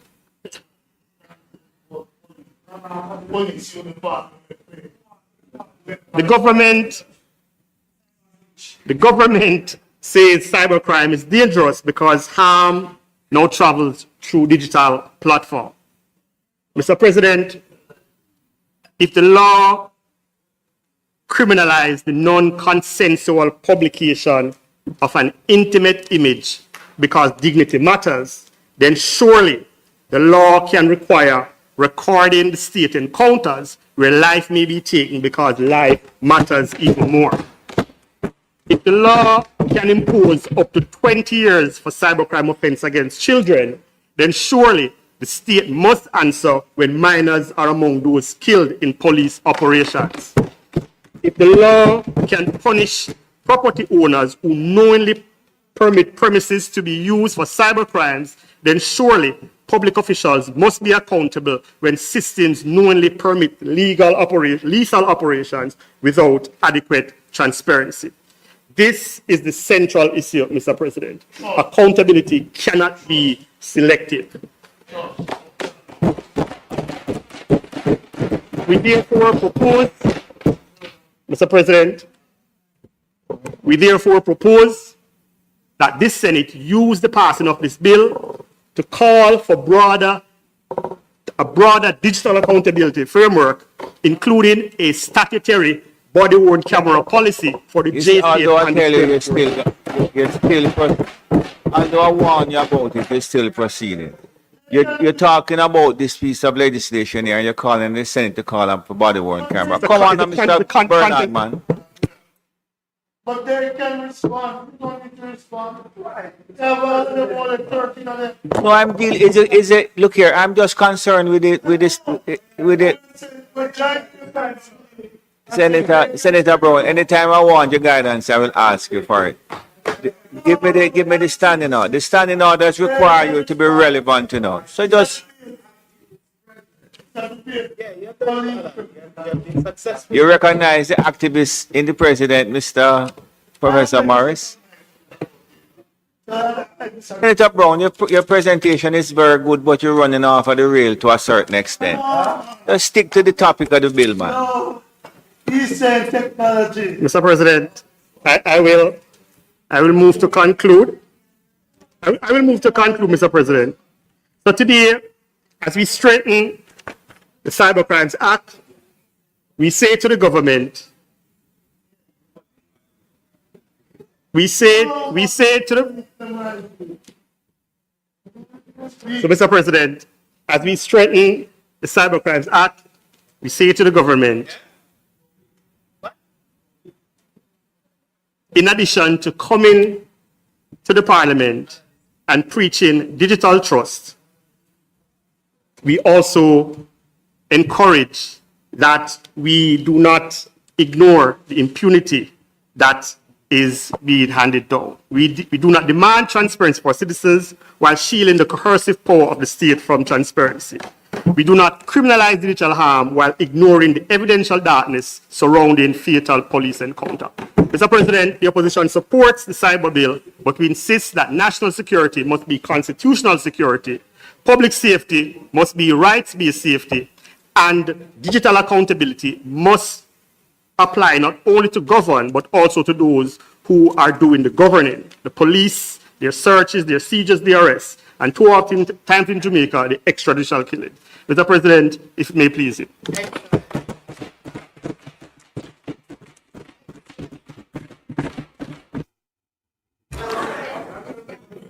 Thank you, Senator Bernard.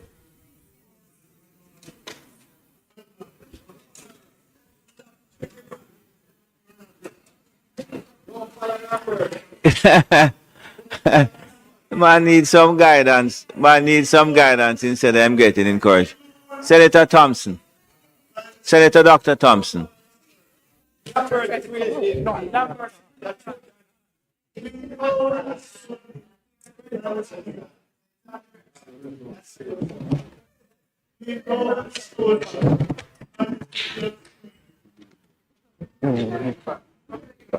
Senator Dr. Thompson.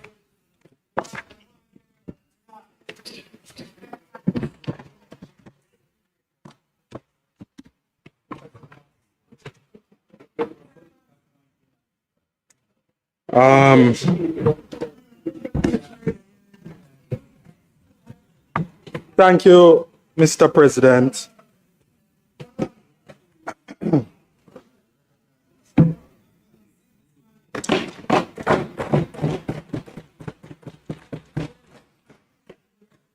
Mr. Thompson, I recognize you twice before you started, actually. You know. Thank you again, Mr. President. So, I just want to say, Mr. President, we've had a very interesting week this week. And for me, it was a very interesting week. And yesterday, I think most of us would have seen a video, a very disturbing video that has gone viral and would have disappointed everybody, with the culmination of losing 2 lives. And it was a very disturbing video, and really we have to reflect on the times that we're in, Mr. President. And we have a lot of reflecting to do as a country, I would say. So let me start like this. Just to be clear, what is the video that you are referring to? Is it an incident from Central Kingston? Correct. The incident with the stabbing. Because there of was the- more than one disturbing video last week. That will come. So let me say, let the words of my mouth and the meditation of my heart be acceptable in thy sight, O Lord, my strength and my redeemer.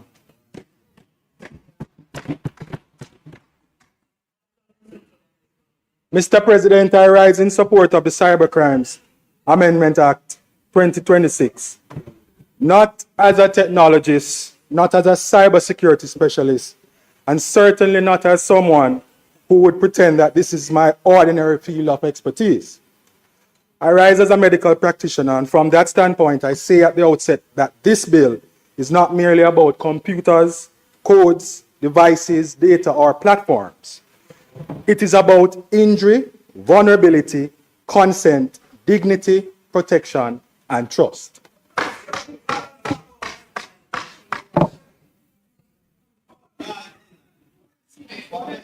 In medicine, we are trained to understand that a threat to the body is not always visible at first. It may enter quietly. It may exploit a weakness. It may spread rapidly. It may mutate. It may attack the most vulnerable first. And if it is not detected, contained, and treated, it can compromise the health of the whole body. Cybercrime behaves in much the same way. It enters through weak passwords, stolen credentials, manipulated trust, false identities, compromised devices, and vulnerable systems. It spreads quickly, it mutates with technology, it hides behind anonymity, it crosses borders without a passport, and very often it injures the person long before the family, the school, the bank, the employer, or the state fully understands the extent of the damage. That is why I see this bill as part of the national immune system we must rebuild around Jamaica's digital life. Mr. President, Jamaica is not debating this bill in theory. We are debating it in a country where banking is digital, business is digital, education is digital, communication is digital, and public services are increasingly digital. Our children learn, play, and socialize online. Our citizens bank, shop, apply, register, communicate, and store information online. Our institutions hold sensitive records online. Our economy is becoming more dependent on digital confidence. The minister in introducing this bill in the other place was correct to observe that Jamaica's daily life is now unavoidably digital and that the harms we face are amplified by social media virality, remote anonymity, cross-border criminal networks, and now artificial intelligence. So the question is not whether Jamaica will become more digital. That is already happening. The real question is whether Jamaica will become digitally safe, digitally mature, and digitally trusted. A nation cannot digitize faster than its people can trust. Digital transformation without digital protection is not progress. It is exposure. Mr. President, one of the errors we sometimes make is to think of cybercrime as harm that remains inside a phone or a computer. But the device is only the medium. The victim is human. A child whose image is circulated without consent does not suffer a virtual wound. A woman whose intimate image is shared for revenge does not suffer virtual humiliation. A young man whose identity is stolen does not suffer a virtual violation. A pensioner whose savings are stolen through online deception does not suffer a virtual loss. A small business whose account is compromised does not face a virtual crisis. These are real injuries suffered by real people. The health evidence should make us pause. The World Health Organization states that globally, 1 in 7 persons aged 10 to 19 experiences a mental disorder, and that depression, anxiety, and behavioral disorders are among the leading causes of illness among adolescents. The World Health Organization also identifies suicide as the third leading cause of death among persons aged 15 to 29. Here in Jamaica, the Ministry of Health and Wellness and UNICEF have treated young mental health as an urgent concern.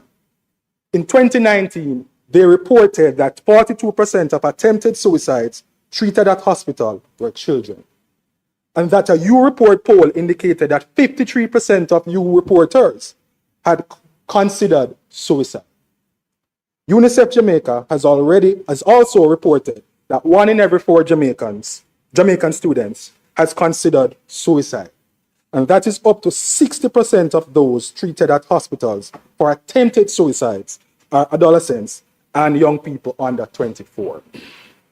Those figures are sobering.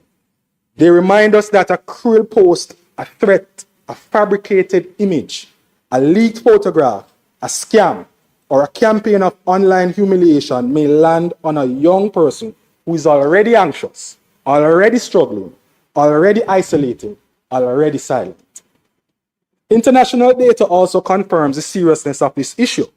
The World Health Organization Europe reported in 2024 that 15% of adolescents, approximately 1 in 6, had experienced cyberbullying. UNICEF has also reported from polls across 30 countries that 1 in 3 young people said that they had been victims of online bullying, and 1 in 5 reported skipping school because of cyberbullying and violence. These are not all Jamaican prevalence figures, and I do present them as such, but they confirm a wider truth that Jamaica must take seriously. Online harm does not stay online. It follows a child into the classroom, into the home, into sleep, into self-esteem, into concentration, into friendships, into performance, and into mental health. From experience, I know that the body and mind do not draw neat lines between harm that begins physically and harm that begins digitally. Stress affects the body, fear affects sleep, humiliation affects mental well-being, anxiety affects concentration, financial distress affects family stability, shame can silence a child, fraud can break a household, exposure can damage a reputation. A person wounded online may carry the injury into every part of daily life. That is the human reality behind this bill. Mr. President, it is against that reality that I strongly support the provisions that strengthen protection for children. This bill amends key penalty provisions so that where certain offenses are committed against an individual under the age of 18 years, the penalty may include imprisonment for a term not exceeding 20 years. That is not a casual amendment. It is a serious statement of national priority. It says that where children are targeted, groomed, manipulated, exposed, or exploited in the digital space, the law must respond seriously. For adults, cybercrime can be devastating. For children, it can be defining. A child may not yet have the maturity, resilience, or perspective to understand permanence, manipulation, coercion, consent, or digital consequence. A child may not understand that one image can be copied, forwarded, stored, edited, monetized, manipulated, and resurfaced years later. A child may not understand that the person on the other side of the screen may not be the person they claim to be. The law must therefore provide a shield where childhood cannot yet provide armor. Mr. President, that brings me to one of the most important parts of this bill, the amendment concerning intimate images. Clause 5 amends Section 9 of the Principal Act by replacing the narrower phrase, sent to another person, with the broader word publish, as stated before. It creates an offense where a person publishes an intimate image of an individual without that individual's consent or reckless as to whether the individual consents. The bill defines publish to include sending, transferring, posting, disseminating, or otherwise providing access to the image or data. That change is practical. It reflects how harm now travels. The harm today is not confined to one message between two phones. It moves through group chats, as mentioned before, screenshots, reposts, forwards, cloud storage, fake accounts, anonymous pages, social media platforms, and websites. One act can become 100 acts in minutes. One violation can become a public spectacle. One intimate image can be used for revenge, extortion, blackmail, intimidation, control, or entertainment. The bill also defines an intimate image as an image depicting sexual activity, nudity, or partial nudity, captured, generated, or created by photography, film, video, or other means. Those words matter. We're no longer dealing only with a camera, with what a camera records. We are dealing with what technology can generate, manipulate, and weaponize. We are dealing with artificial intelligence, synthetic images, deepfakes, altered videos, and digital tools that can place a person into an image or circumstance that never existed. The minister, in closing the debate in the other place, made the important point that the Cybercrimes Act is technology neutral and that the absence of a specific reference to artificial intelligence is not fatal where the required elements of the offense are otherwise present. That is the right approach. The law must be clear enough to prosecute, but flexible enough to become obsolete every time technology changes its name. Mr. President, as a physician, I also wish to speak plainly about consent. In medicine, especially as a surgeon, consent is not a courtesy. It is not an afterthought. It is foundational. A patient's body image, intimate condition, or personal information is not public property. Dignity follows the patient into the consulting room, into the operating theater, into the medical record, and into every professional encounter. That same dignity must follow the citizen into the digital space. Consent does not expire because an image enters a phone. Dignity does not disappear because a violation occurs through a screen. Privacy does not become less worthy of protection because the harm is transmitted by data rather than by physical contact. The bill is therefore right to provide that a person under the age of 18 years is incapable of giving consent for the purposes of the new intimate image offense. That is not only a legal safeguard, it is a moral safeguard. It recognizes that children may be pressured, groomed, manipulated, coerced, or deceived, and that the law must not lead them to carry adult consequences for circumstances they may not fully understand. The bill also includes defenses for legitimate circumstances, including publication for the purpose of detecting, investigating, or preventing crime for legal proceedings, for bona fide educational, scientific, medical, or research purposes, as previously mentioned, and for reporting on current events where reasonable care is taken to omit explicit depictions. That balance is important. We must criminalize abuse without criminalizing legitimate investigation, legal process, medical work, research, education, or responsible reporting. But the principle must remain clear. Intimate images are not tools for revenge, ridicule, extortion, entertainment, or control. Mr. President, if online harm affects children, families, and victims of fraud, it also affects the quality of our public life.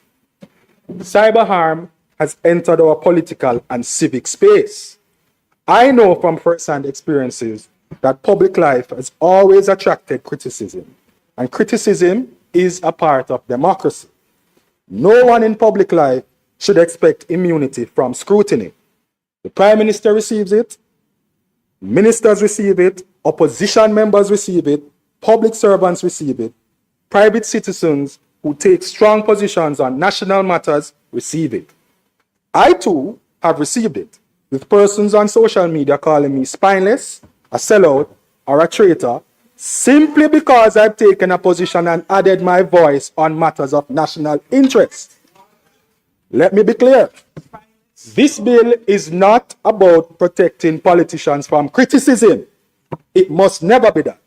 Citizens must be free to criticize their leaders, challenge policy, expose wrongdoing, and demand better. But there's a difference between scrutiny and abuse. There is a difference between disagreement and dehumanization. There's a difference between robust debate and coordinated digital harassment. We have seen this even in our own parliamentary life. Following the recent disruption in the chamber, Mr. President, during the debate on NARA, the Speaker became the subject of intense public criticism. Again, the Speaker, like every public official, is not above criticism. The public has the right to question rulings, to examine conduct in the chamber, and to hold those who preside over Parliament to a high standard. But what we have also seen online goes far beyond fair comment, Mr. President. We have seen commentary descend into ridicule, bullying, personal attacks, edited visuals, distorted representations, and content that seeks to reimagine, mock, and dehumanize her. That is not democratic accountability. That is digital mobbing.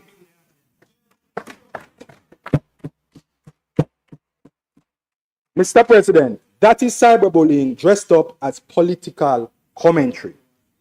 And this is the point I wish to make. If a lady holding one of the highest offices in our parliament can be reduced online to memes, insult, caricatures, and abuse because of how she presided over a difficult sitting, then we must be honest about the culture we are building. Today, it is the Speaker. Yesterday, it may have been the Prime Minister. Today, it may be a minister, an opposition member, a public servant, a journalist, a student, or any Jamaican who dares to take a position on a matter of national importance. We must not confuse the right to criticize with the right to humiliate. We must not confuse free expression with digital cruelty. We must not confuse political disagreement with a license to strip another human being of dignity. The chamber is now a digital space as much as it is a physical one. What happens here is clipped, captioned, edited, exaggerated, and circulated before the sitting is even over. Right, Senator Tomlinson? That reality should sober us all. It places a responsibility on members to conduct ourselves with discipline, and it places a responsibility on citizens, commentators, and political actors not to turn every parliamentary moment into a weapon of abuse. As we anticipate further debate on matters of national importance, such as that bill, I urge all of us inside and outside Parliament to be firm but fair, passionate but responsible, critical but truthful. Let us disagree without destroying. Let us scrutinize without dehumanizing. Let us use the digital space to deepen democracy, not to poison it. Mr. President, just as cyber harm has widened, cybercrime itself has become more organized. It is not always one person acting alone. It may involve organized networks, digital tools, stolen credentials, devices, malware, phishing kits, compromised premises, and persons who facilitate the crime without necessarily being the person who directly contacts the victim. That is why the amendment in Section 10 is important. The bill criminalizes without lawful justification the intentional manufacture, sale, importation, distribution, disclosure, or making available of a computer any key or any other data or device designed or adapted primarily for committing offenses under Sections 3 to 9. It also addresses receiving or possessing such items with intent that they be used for cyber offenses. That is the law going after the supply chain. In medicine, we do not only treat the symptom, we identify the source. We interrupt transmission. We reduce exposure. We prevent recurrence. This bill does something similar. It does not only punish the person who finally presses send or executes the fraud. It targets the tools, data, keys, and devices that make cybercrime easier, faster, and more profitable. That matters in Jamaica. The Jamaica Constabulary Force has reported that in 2022, there were 320 cases of e-fraud, with financial impact of over 120 million and more than 19 million US dollars. In 2023, the number of reports increased to 355, with losses of over 169 million and more than 219,000 US dollars. MOCA has also warned that Jamaica loses billions of dollars annually to cybercrime. Behind those figures are families who may have lost rent money, school fees, medication money, remittances, business capital, or retirement savings. Behind those figures are small businesses that may have lost payroll, supplier confidence, or customer trust. Behind those figures are older persons who may now fear online banking or feel ashamed that they were deceived. The bill also amends Section 11 by inserting revenue by replacing the narrower word medical with the broader word health. I particularly welcome the shift from medical to health. Health is bigger than a hospital.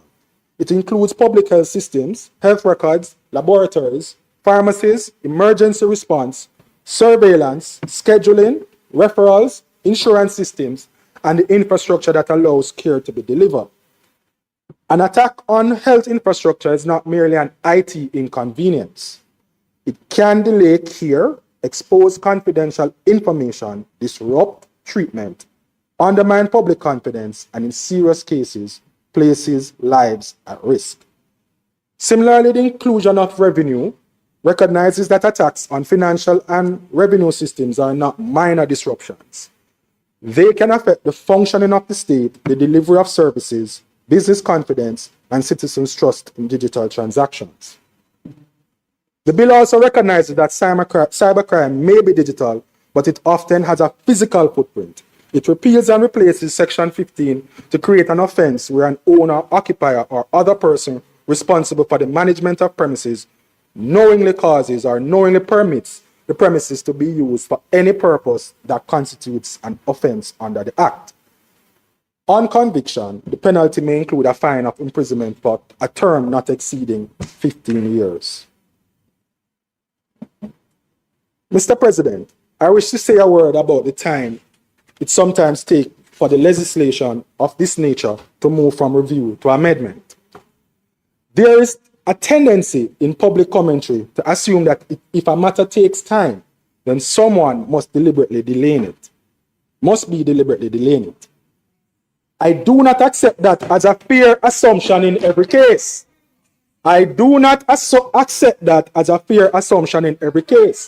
Listen, Joint Select Committees do not perform cosmetic work.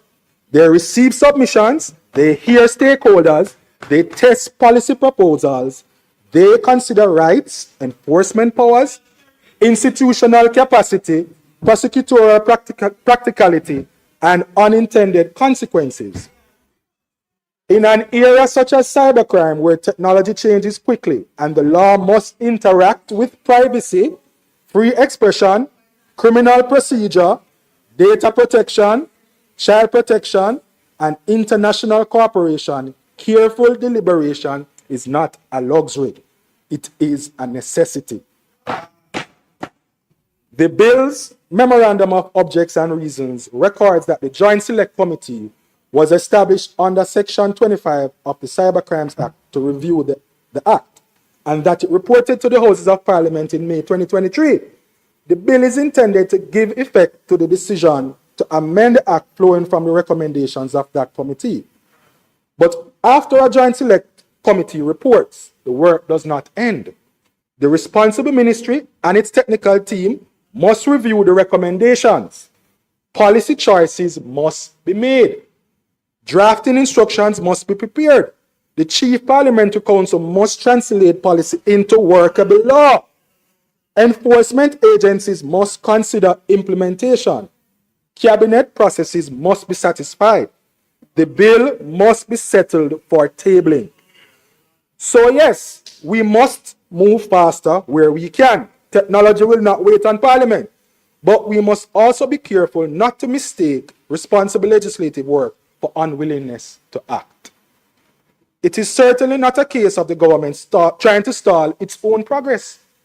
It is the reality that serious lawmaking takes time, particularly when the law must be strong enough to protect victims, clear enough to guide citizens, precise enough to support prosecutors, practical enough for investigations, and fair enough to withstand constitutional scrutiny.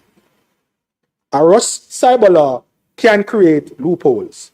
A careless cyber law can violate rights. An imprecise cyber law can frustrate prosecutors. A poorly implemented cyber law can collapse in court. So urgency matters, but so does care.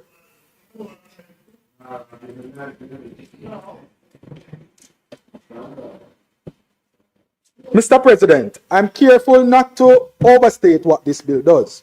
We're far from legislating for everything that technology can now do. No parliament anywhere in the world has fully caught up with the speed of artificial intelligence, deepfakes, online fraud, cyberbullying, data misuse, identity theft, synthetic media, and organized digital crime. Technology is moving faster than law. That is the truth. But the fact that we cannot legislate everything today does not mean we should legislate nothing. This bill is not the end of the journey. Senator Thompson, just indicating you have 3 minutes to wrap up here. And I will be finished. Thank you, Mr. President. It is a good and necessary start.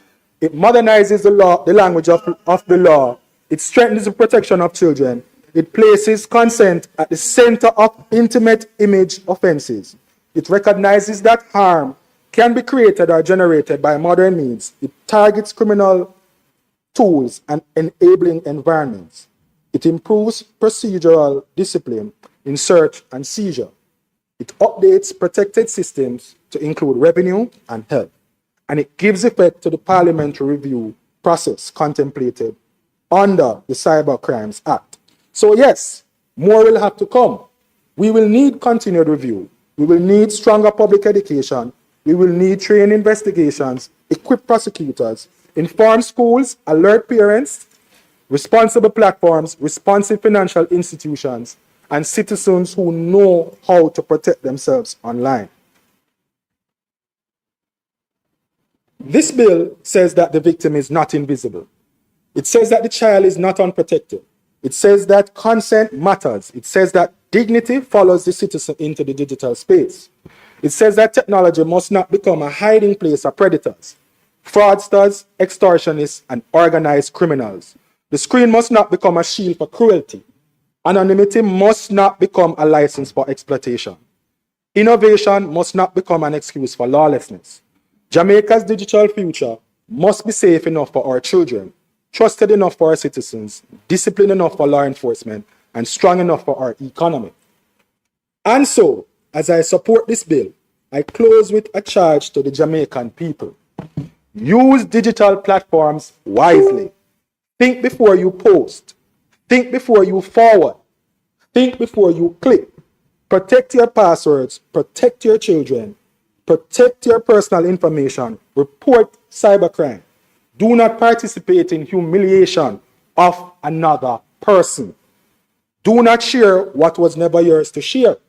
Do not turn political disagreement into personal destruction.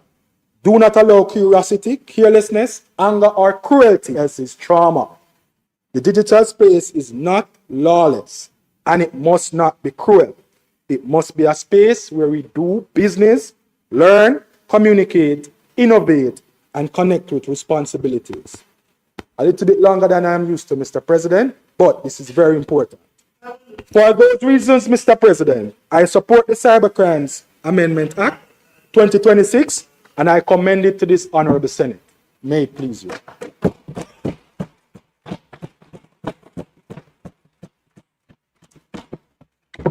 Thank you, Senator Thompson.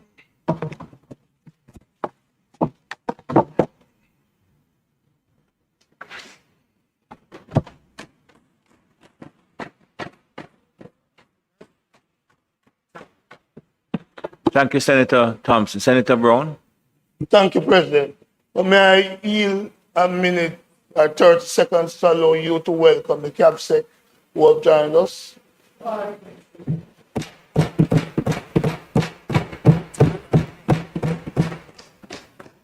The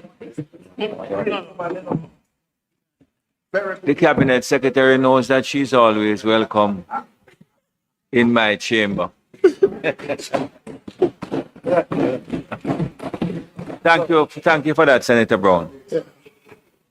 I also join you in welcoming the CAPSEC, and I know that it's an important matter that has necessitated our presence here.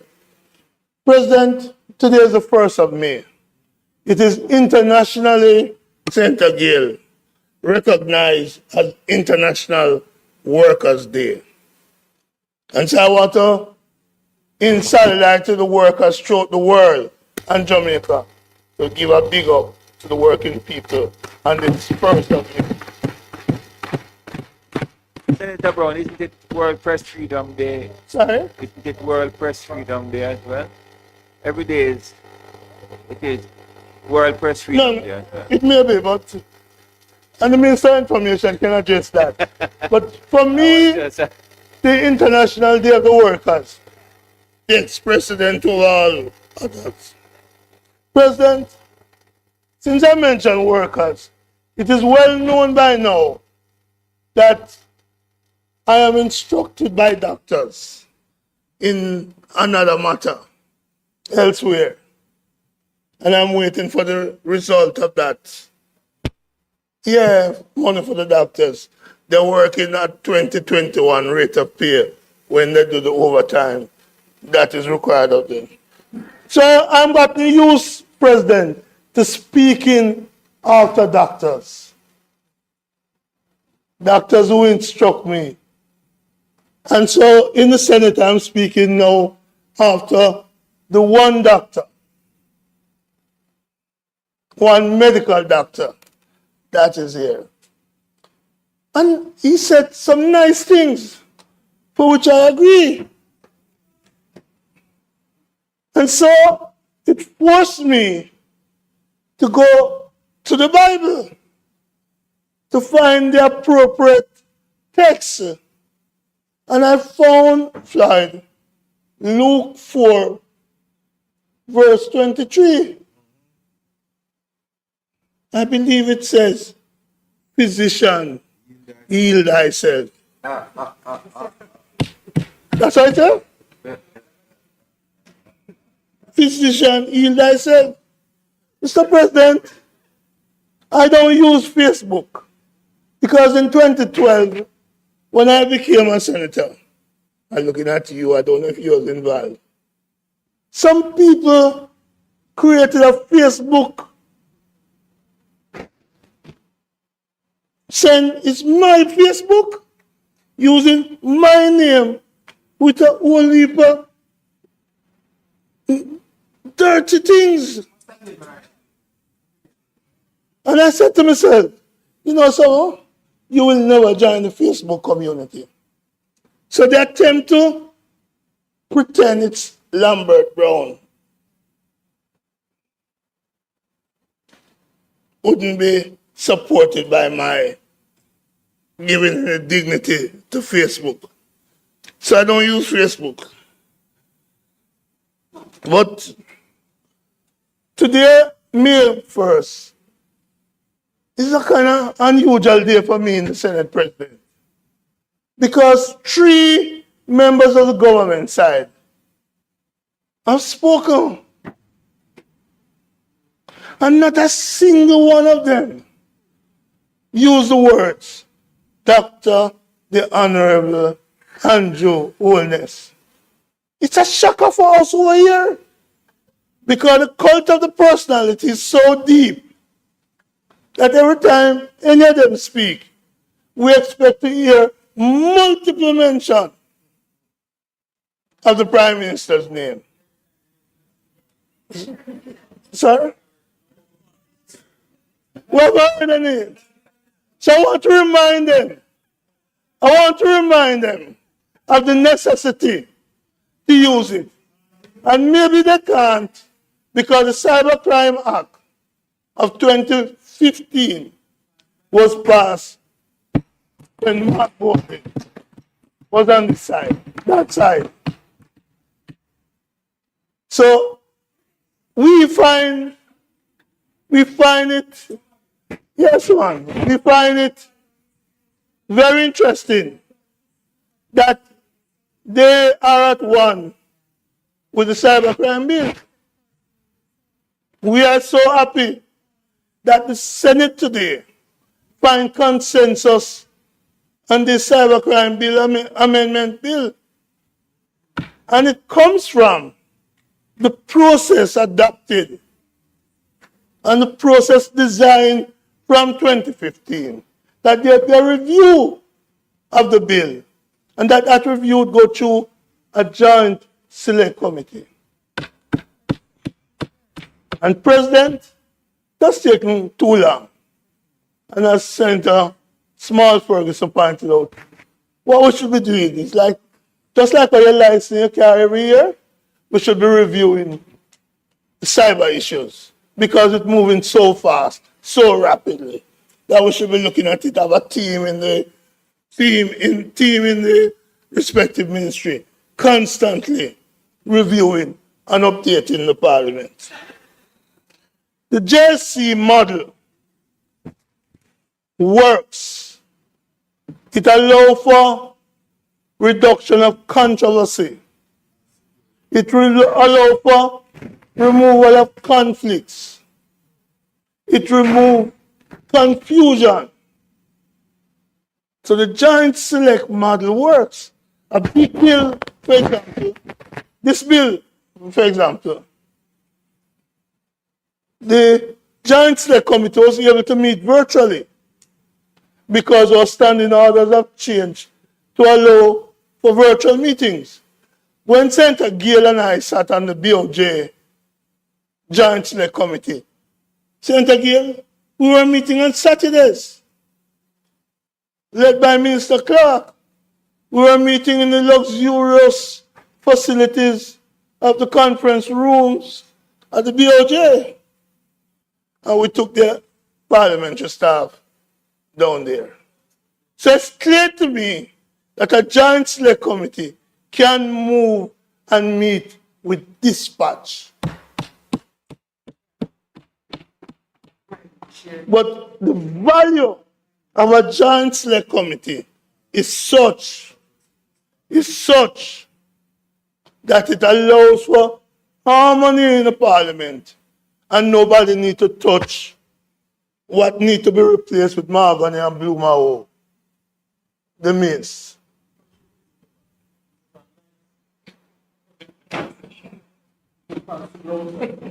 I'm allergic to the colonialism. That is why I want blue maho and mahogany. Blue maho and lignum vitae.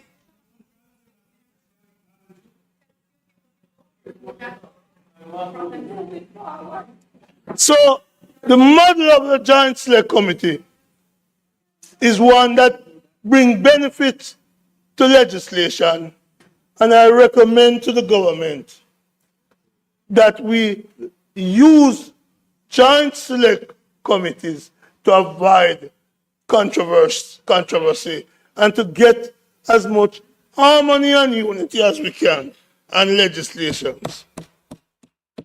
Mr. President, this bill addresses, in part, the Interception of Communication Act. It makes an amendment. I think you said intersectional, but you meant interception. Yes, it does make a change. And it's interesting because the Interception of Communication Act that we're going to be amending is a 2002 legislation, again by the PNP government.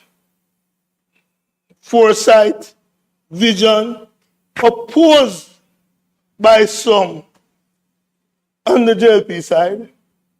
But today, they laud its use in the reduction of crime and the reduction of murder rate. But they will give no credit to those who had the courage to do it in 2002. Just as they have no courage to give credit to those like Philip Paulwell, who stood up and ensured the telecom revolution, on which much of the cyber activities is founded. We recall the objection to the Universal Service Fund, which allowed for all the expansion of Wi-Fi and other facilities.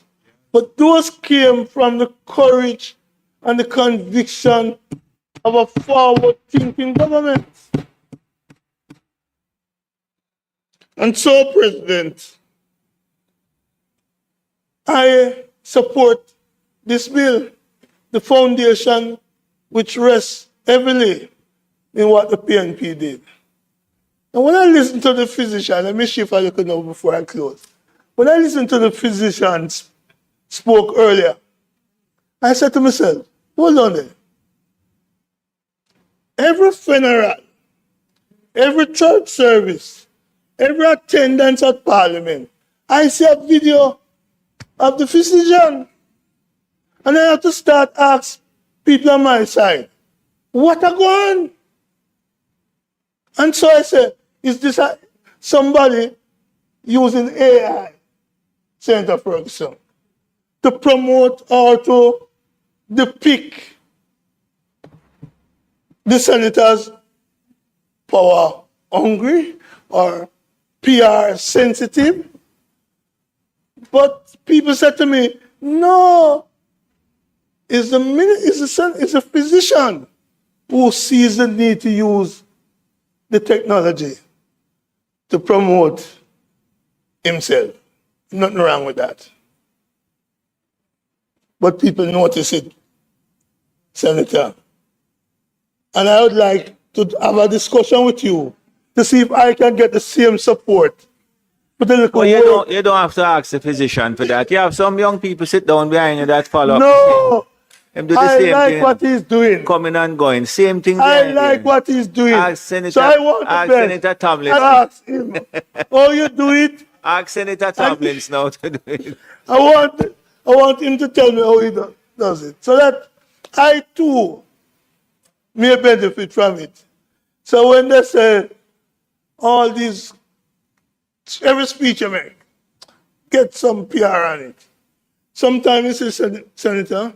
The problem that you have, maybe you have to have the content to get the coverage. No. I will tell you this. If you look at the news media, I am one of the most covered persons, but I don't ask anybody to do it for me. I pay anybody to do it for me. So I don't need, it's not the content issue. It is the ambition. I probably don't have the ambition to. Right? So, President, I'm finishing. And I want to crave your indulgence to say something. I'm going to crave your indulgence to say something. And I hope what I say, President, does not get you or me or both of us in trouble. I just simply want to say, President, I appreciate, Lambert Brown, appreciate how you have handled this debate, including your response to Senator Bernard. We may not agree with you, but you do it with decorum. Thank you very much. No, let me finish. I am speaking, and I have 16 minutes, and I appreciate the fact, President, that you have handled this debate and other debate with decorum. You have treated the members of the Senate on both sides with dignity. With dignity. Thank you, Senator Brown. No, let me finish. With dignity. Because sometimes people out there think we are at loggerhead. And I want to give you credit. I have watched Parliament elsewhere, in the region, in the world. And I will say to myself, boy, despite the disagreement I may have with my presiding officer, he has never shown indignity to me or anybody else on the side. So I appreciate that, President. I finished. And I believe that one day, the 14 members, what I learned in the other place is a point of order depending on whether I yield or not intending to yield now. I wish to say, President, that what I just conveyed to you, that the 14 members in the other place who have served with you and I and some others in the Senate, 22% of the other place in the last 12 years sat in the Senate. 22% of MPs now currently serving between 2012 and now sat in this place. I hope one day they will join me in saying President Tom Tavares Finson was a good man and he handled the difficult situation with dignity. I respect you for that, and I hope people elsewhere, not the other place I'm talking about, elsewhere, will learn from you. May it please you, Mr. President. Thank you very much, Senator Brown.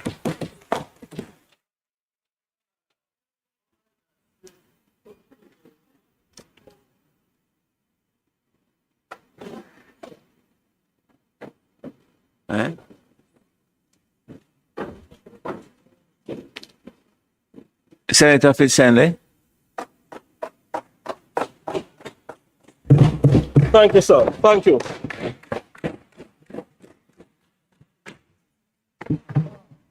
I do not make it a matter of course to personalize debates or my contributions to the Senate.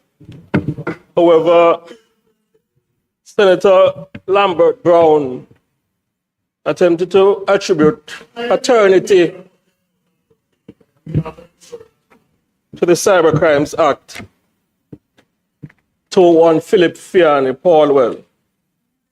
I say to Senator Brown that what we consider Salutria scandal, the Trafigura scandal, the bad gas scandal, the NetServe scandal, there are enough matters to give paternity to Mr. Paulwell, where the Cybercrimes Act is not one of them. It is a matter of fact that the Cybercrimes Act was first passed on March 17, 2010, and amended in October of 2015 under the administration of one Oret Bruce Golding. So there are enough matters to give credit to Philip Paulwell for, but paternity for the Cybercrimes Act is not one of them. That being clarified, sir, technology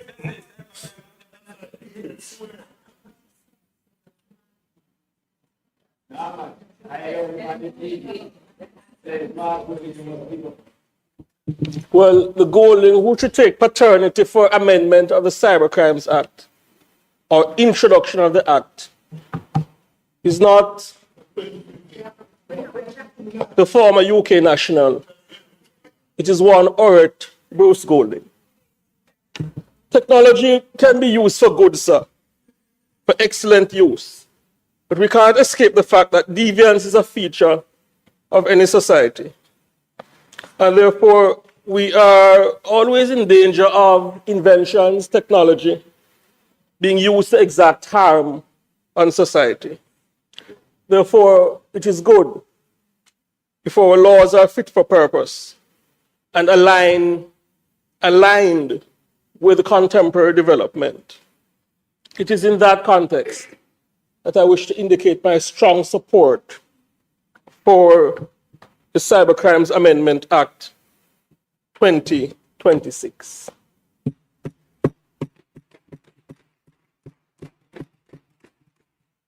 I note that Clause 2 seeks to amend Section 2 of the Principal Act, it really in fact seeks to modernize the interpretation section by amending the definition of key to contemplate whether electronic or digital.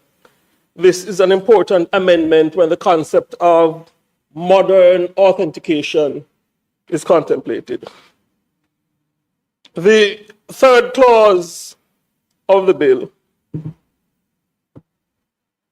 speaks to aspects of deviance in society, where from time to time individuals use electronic devices to advance their perverse agenda. And so doing, often our minors are affected adversely. Therefore, it is good that the third clause of the bill proposes to decisively make stronger protection for minors by amending the penalty framework in a manner where, should an offense be committed against a child or an individual under the age of 18, the court may impose imprisonment for a term of up to 20 years.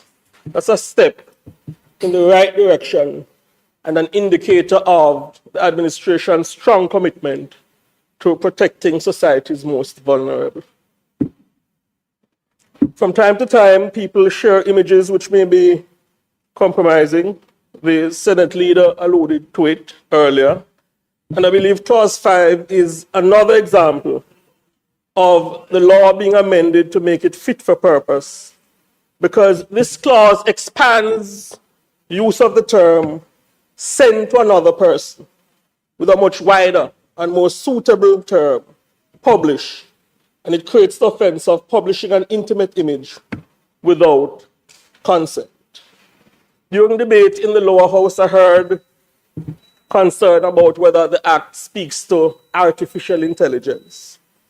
And because the term is not alluded to in the specific form in the act, there was conjecture about whether it treats with the development. The short answer, sir, is yes, because Clause 5 defines intimate image to include content that is captured, generated, or created, which is, again, neutral language, but it speaks activities which may include the criminal use of artificial intelligence. This bill is fit for purpose. I cite Clause 6 as well as another compelling factor why this bill is to be supported. It seeks to put a stop to activities and processes which are likely to be embarked upon by those who prey upon monies which are not theirs, fleece financial institutions, and pilfer the monies of the ordinary Jamaican.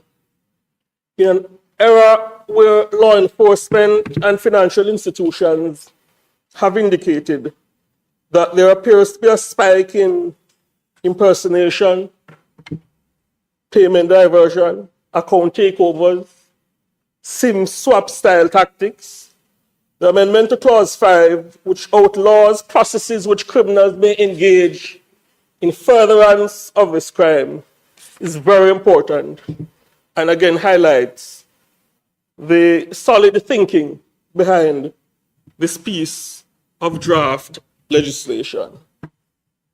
In summary, these amendments are worthy of strong support because they are not superficial.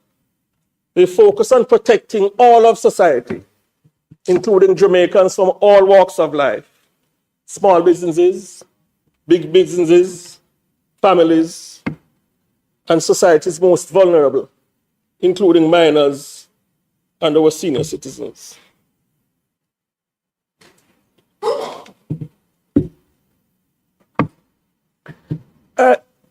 I'm encouraged, sir, that the minister has indicated that his ministry intends to increase public education on the Cybercrimes Act.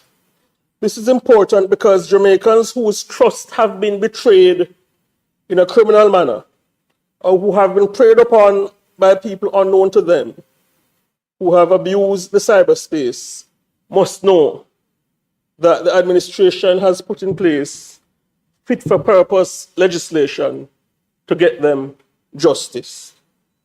I wish to commend the Technology Minister, the Honorable Andrew Wheatley, who has a deep grasp of the issues which his portfolio entails, and I genuinely believe is the right man in the right place to protect Jamaicans from the bad intentions of those who use the cyberspace and emerging technology to advance an endeavor which may be best described as characterized by malintent or a desire to do harm.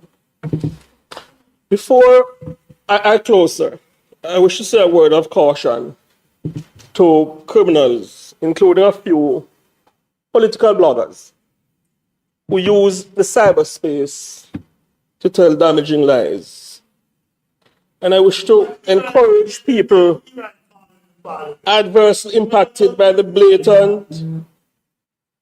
I wish to encourage people adversely impacted by the blatant and vicious lies to use the Cybercrimes Act to hold perpetrators accountable.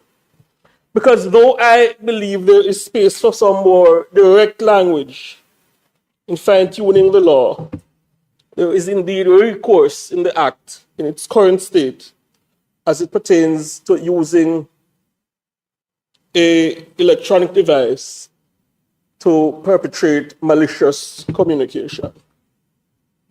I tend to allude to my experience when I was in media.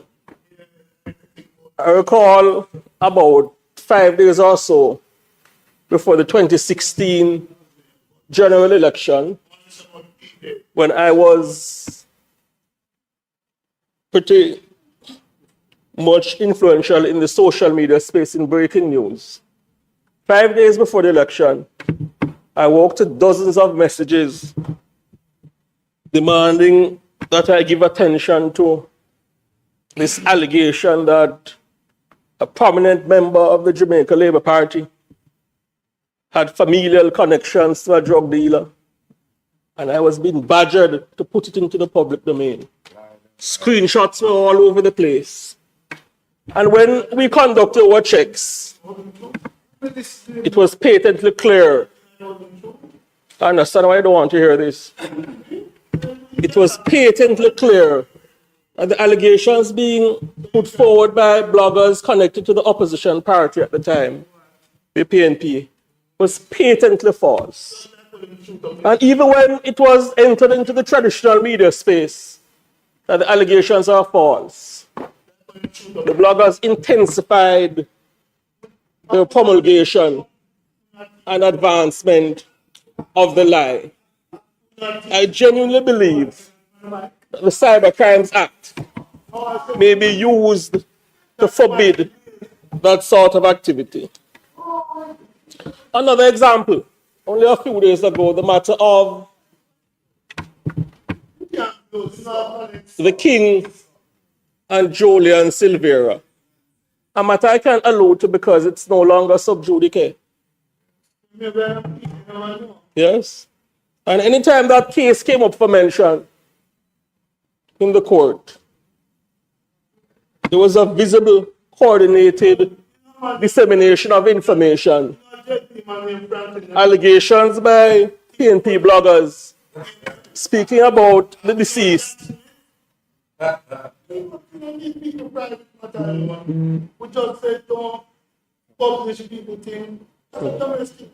Yeah, I understand why you are uncomfortable, Senator Brown. But I will make my point. Yes, I'll make my point.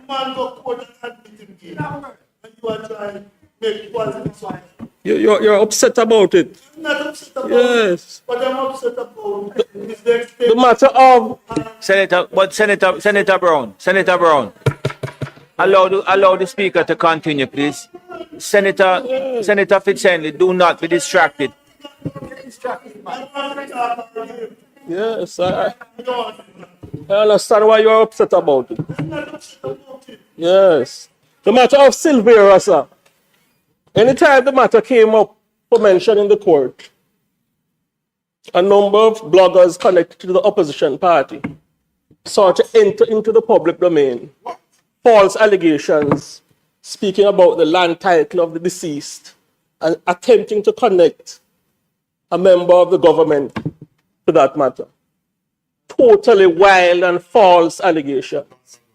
And I, in fact, heard a member of the opposition currently on their benches, who is pretty vocal now, make a sort of a comment when the matter of Silvera came up, seeking to connect a member of the administration to it.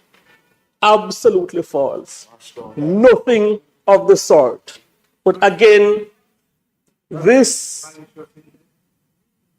represents a habit of some political bloggers who seek to tell lies and diminish, hurt, and damage the reputation of honest and hardworking Jamaicans on the altar of political expedience. I strongly believe the Cybercrimes Act may be made more fit for purpose to hold to account people who use social media in such a vicious and disgraceful manner. And I tell you what, to make matters worse, what disappoints me, I see senior members of the opposition, including members of the leadership, associating and recommending for national awards some of the chief purveyors of these toxic lies. I think that's a disgrace, and I strongly believe the Cybercrimes Act should be amended to hold people who use social media in this manner, in an accountable manner, to hold them to account. And Senator Brown made mention of the name. He said he found it very odd that the name Dr. Andrew Michael Holness has not been entered into the debate. So there you go, I give you a wish. Perhaps the most victimized person by individuals, these political bloggers who tell lies using social media, is the Prime Minister of Jamaica, Dr. Holness. But you know what gives me confidence, sir? That despite the wicked, the perverse, and the disgusting use of social media by political bloggers connected to the PNP, the people of Jamaica are perceptive, and indeed they are able to make a distinction between what is true and what is false. And I strongly believe that that perceptiveness was most highlighted on the 26th of February 2016 and the 3rd of September 2020 and 2025, when the people of Jamaica rejected the lies of the opposition and voted for truth and an administration that is prepared to move Jamaica forward. The Cybercrimes Amendment Act 2026, sir, has my strong support. Thank you.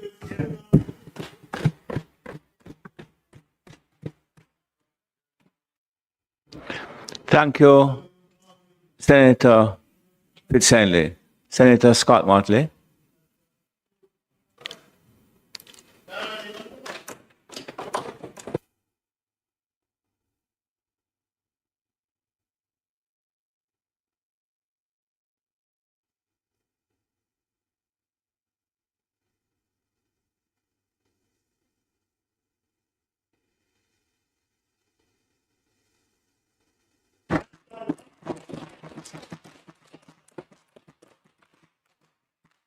I rise to give my support to the act to amend the Cybercrimes Act and to provide for connected matters. I start, Mr. President, by looking at the Memorandum of Objects and Reasons and note that this amendment came out of the sitting of a joint select committee. I am one of those persons who like joint select committees because I think that it reduces the tension when you come to debate. And I did listen to Senator Golden Campbell on all angles, and I notice she says that people go and repeat and repeat and repeat. I wish she would use the same sort of admonition to people who speak in the Senate, since they often come here and repeat and repeat and repeat. But I note one of the first things I do, Senator, is to look at the attendance record, because it gives me an indication, although sometimes I don't live up to my own high standards, of the level of interest which is demonstrated by different persons and different sides. That I do religiously. That's where I start. And so I commend you personally for the fact that you attended all of the 10 sessions which you were able to attend. In all, there were 21. Senator Golden Campbell. 10 for she, 18 for Julia, 19 for Minister. This law really has moved us towards a more explicit standalone offense, which I think is important. When I looked at the section 9, which was seeking to amend, one of the requirements was that you had to demonstrate intent to harm. Now, there is no mens rea which is required under the law. What it is that it looks at the actus reus to say, did the person do this? And I think that is an excellent step in the right direction. So I want to commend those who recommended it. I read the Joint Select Committee report. I don't think I'd paid it much attention prior. But in the context of what we're doing, it was really very interesting.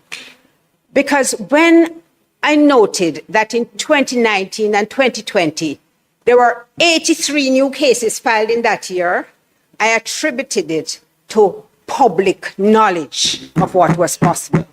Because indeed, in 2019, a very significant case was tried in the parish court, which involved someone sharing photographs, nude photographs, and all sorts of things about someone who he had previously lived with. In fact, they had had a long-standing relationship. They had broken up, they had reunited, and she had lived in Jamaica for 6 months with him. After they broke up, he started sharing all these matters about her, created a website to disseminate the information, harming her, injuring her, and harming her family. But women, I must confess, were cheering when he was sentenced in the parish court to 12 months imprisonment. It was later reduced by the Court of Appeal to 6 months because of what they said was extenuating factors, including the fact that he was a first offender. But I think the fact that 83 new cases were filed, some of it must have been attributable to the boldness which the complainant had, because she did not care about the fact that now she was getting this additional publicity and her life was there for everybody to see. She was willing to stand up, not just for herself, but in standing up for herself, to assert the dignity of women. And as the minister said, once a relationship created around trust, that would cause you to do what you did. But Minister, let me tell you what, I say you must live your life like you're on camera all the time, because nowadays you never know. So what you do all the time has to be consistent. Minister, I actually saw Minister Wheatley yesterday and discussed with him the fact that we were debating this act amendment today. And I was reassured by him. And maybe I'm still naive, but I did believe him. I trusted him when he said that the whole question of AI generated, although, you know, the way it's framed in the legislation, you could say that it was done in a catch-all way, but he has said that closer look will be given to it. And I believe him. You see, Mr. President, I have a concern that it took so long to get here.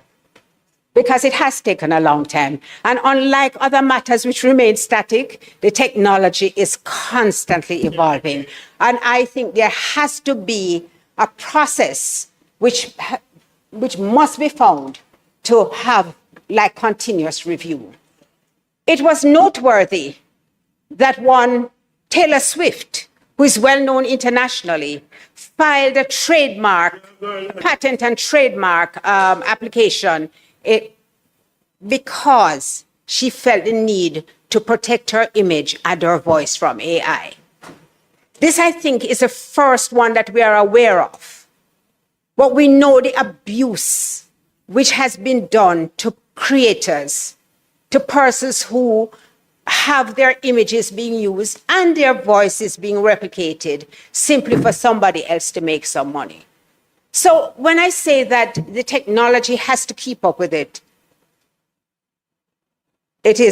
we have actual examples that demonstrate to us the necessity of so doing. I want to make one last comment which is referred to in the memorandum, and which enables the application of Section 24 of the Criminal Justice Administration Act in this legislation. So it's broadened, it falls under that, and perhaps will give much more comfort to people when they understand, Minister, that now you can be compensated without going to civil court, that your circumstances will be taken into account as well as the circumstances of the person who has committed the offense. And it's a much more empowering approach which is taken to compensating people for the harm, the damage, and the injury which they have suffered. So needless to say, I wish this had gone further, but I understand why it couldn't have. Because if you were going by a joint select committee from 2023, it didn't give you really that kind of latitude. I urge, however, that the process be speeded up as much as possible, because we will soon have to add, to make specific in the same way that we have done now, moving from the malicious communication aspect of it in Section 9 of the previous legislation, that we're broadened now the scope to make it very, very clear what it is that we are talking about when we say you commit an offense.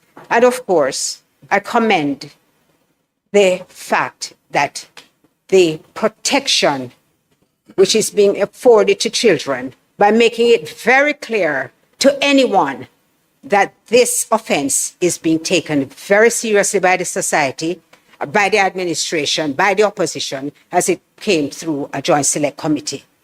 So the opposition supports the amendment, and we look forward to the future, as we must, if it pleases you.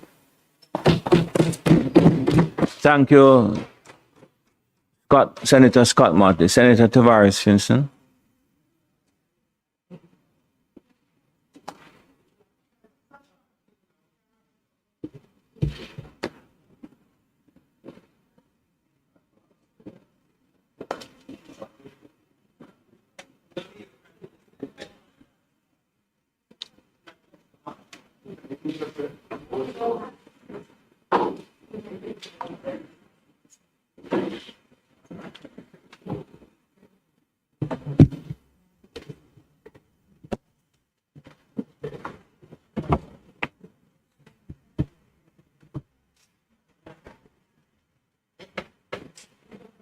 Mr. President,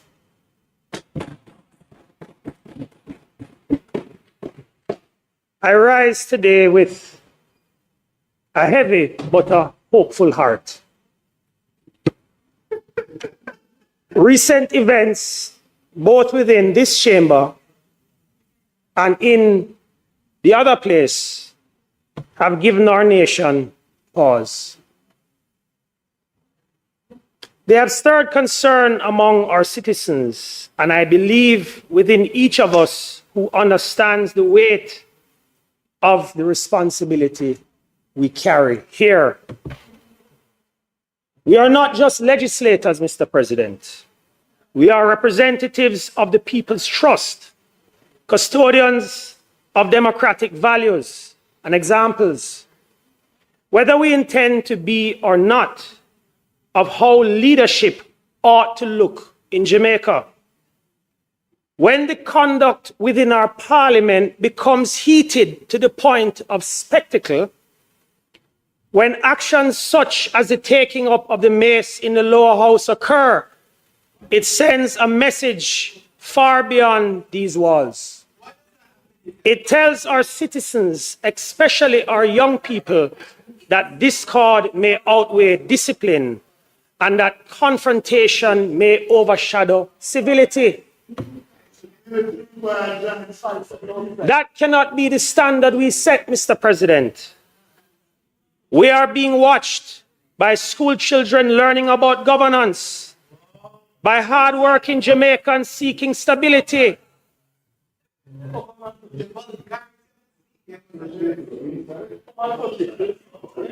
and by a diaspora that looks to us with both pride and expectation, Mr. President. What they see here should inspire confidence and not concern. It should reflect thoughtful debate, principled disagreement, and mutual respect, even when our positions differ sharply. Let us remind ourselves, Mr. President, that strength in leadership is not measured by volume or defiance, but by restraint, clarity, and purpose. It does not always have to be so controversial or confrontational. We can disagree, Mr. President, indeed, and that is the essence of our democracy. But we must do so in a manner that uplifts the institution we serve.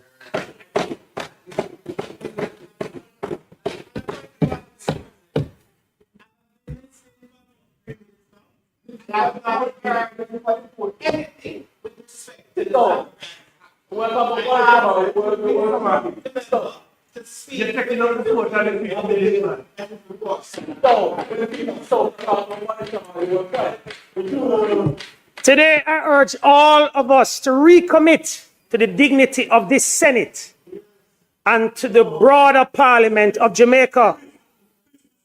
Let us elevate the tone, sharpen the quality of our discourse, and demonstrate to our citizens that leadership can be firm without being fractious, passionate without being disorderly. Jamaica deserves nothing less.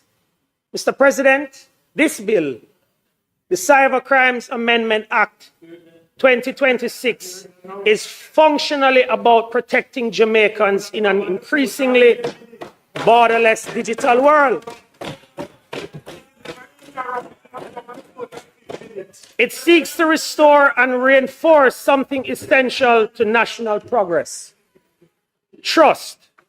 Mr. President, trust in areas such as digital banking, trust in online commerce, trust in our communications, and trust in the state's ability to safeguard its citizens against modern threats. This legislation confronts real and growing dangers. It responds to the non-consensual sharing of intimate images, the rise in scams and fraud affecting families and businesses, and the misuse of digital tools to deceive, exploit, and to extort, Mr. President. At the same time, it strengthens enforcement while maintaining important safeguards and respecting the broader legal framework that protects individual rights and personal data. Let me be clear, this is not legislation that stands against technology. It stands for trust, for safety, and for confidence in Jamaica's digital future.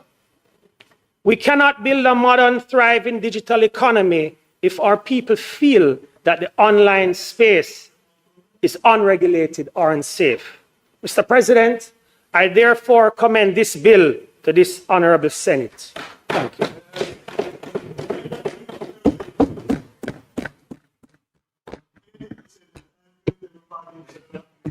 Minister?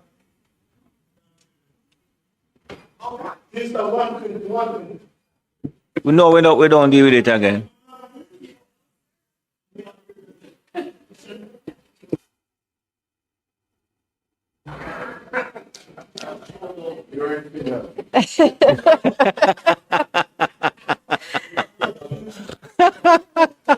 Senator Brown, you're in Finland. Minister, proceed, please.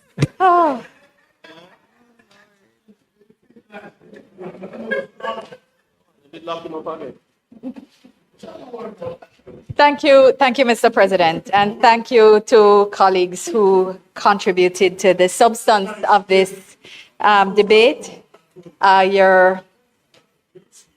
Your comments and your interventions and your broad support of the intention of the bill to strengthen the cybersecurity framework to protect children even more effectively from cybercrime, and of course to ensure that the nature of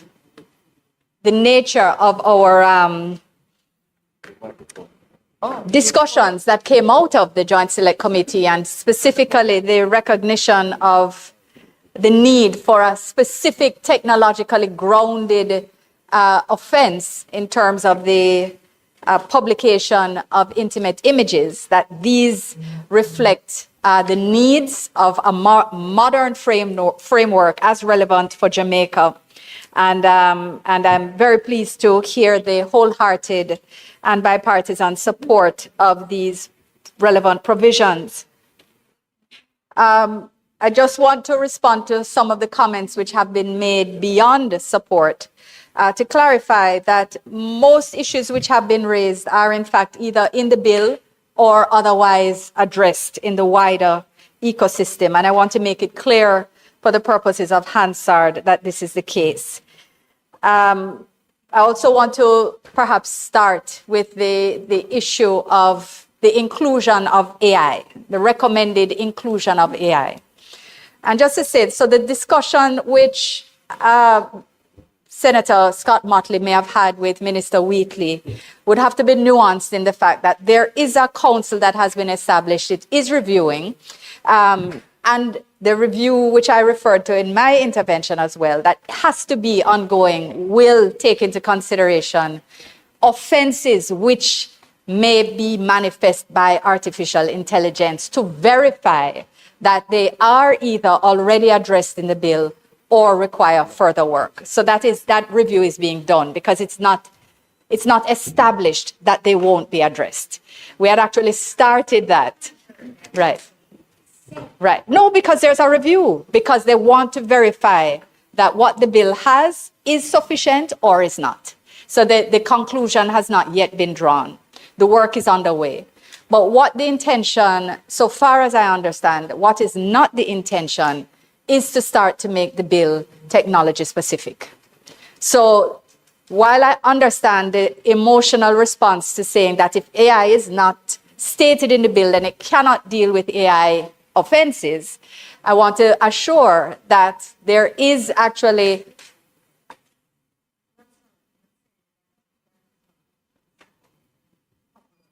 not your intervention, Senator Small Ferguson had specifically said that he thought that AI should be referenced in the bill. The bill goes to it is focused on staying technology neutral because that is the way to ensure that it is effective as technology changes, including addressing AI. So that's why it deals with the fact of capture and generation and the fact of publication by any methodology, rather than speaking to specific platforms or technology. But the review is taking place to make sure that the nature of the offenses are captured. So I want to make it clear that we're not dismissing the concern. We have actually been a part of that process as well. But a reference to AI does not make the bill more effective. And that is what we have to understand. Because who knows, maybe by this time next year, AI will be something of the past. We'll have moved on and we'll have to be addressing something else. So the nature of the bill is to capture the offense itself, the type of offense, and not the technology that's being used. On the matter of harassment, harassment is in the bill already. It is in that same clause, in the act, the principal act, as is threatening and using the computer to threaten by any means. That's there already. On the issue of cyber stalking, however, this is somewhere where a matter on which we share ground, if not methodology. So the scheme of the principal act is to criminalize the use of a computer to commit an offense which exists. And one of the things which had been discussed and agreed in another joint select committee, in fact, which looked at the Offences Against the Persons Act, the committee has agreed that harassment, stalking, that level of harassment, not simply the sending of mails, etc., of any nature, which by the number and scope, etc., become harassing, but what is stalking? So that activity that is usually a precursor to intimate partner violence or other types of assault. That cyber stalking, or rather stalking itself, does not yet exist in Jamaica law as an offense. And therefore, the criminalization of use of a computer to commit it is not part of the scheme of this act. The difference that has been noted in the use of the act to create the intimate image offense is because that requires a computer. There's no other substantive offense which could be criminalized by it. So I believe it's long overdue. It's a matter which actually frustrates many of us as women. We think that it is that the actual amendment to the OAPA needs to come through. Duly noted. And the amendment will be gender neutral, so you will be protected, sir, if this occurs. But it is a serious issue, and one which I believe and trust that should come before us in this legislative year. So I'm hopeful about that, and that will trigger the Section 4, which criminalizes the offenses which exist substantively. So I just wanted to assure you that the threats and the harassment are there already, but that next level needs to be created in the substantive law, and then it will be criminalized by this. And that can't happen soon enough, so far as I'm concerned. On the matter of tracking cybercrimes in Jamaica, whether they are prosecuted, whether they run the full gamut or not, there is a system in place. And the JASERT, the Jamaica Cyber Incident and Response Team, the JCF, and the MOCA, they all appreciate triage, and they investigate reported in instances of cybercrimes. And they track, even if they don't go to fruition.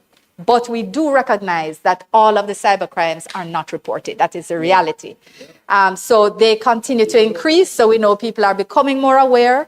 We agree that the case with the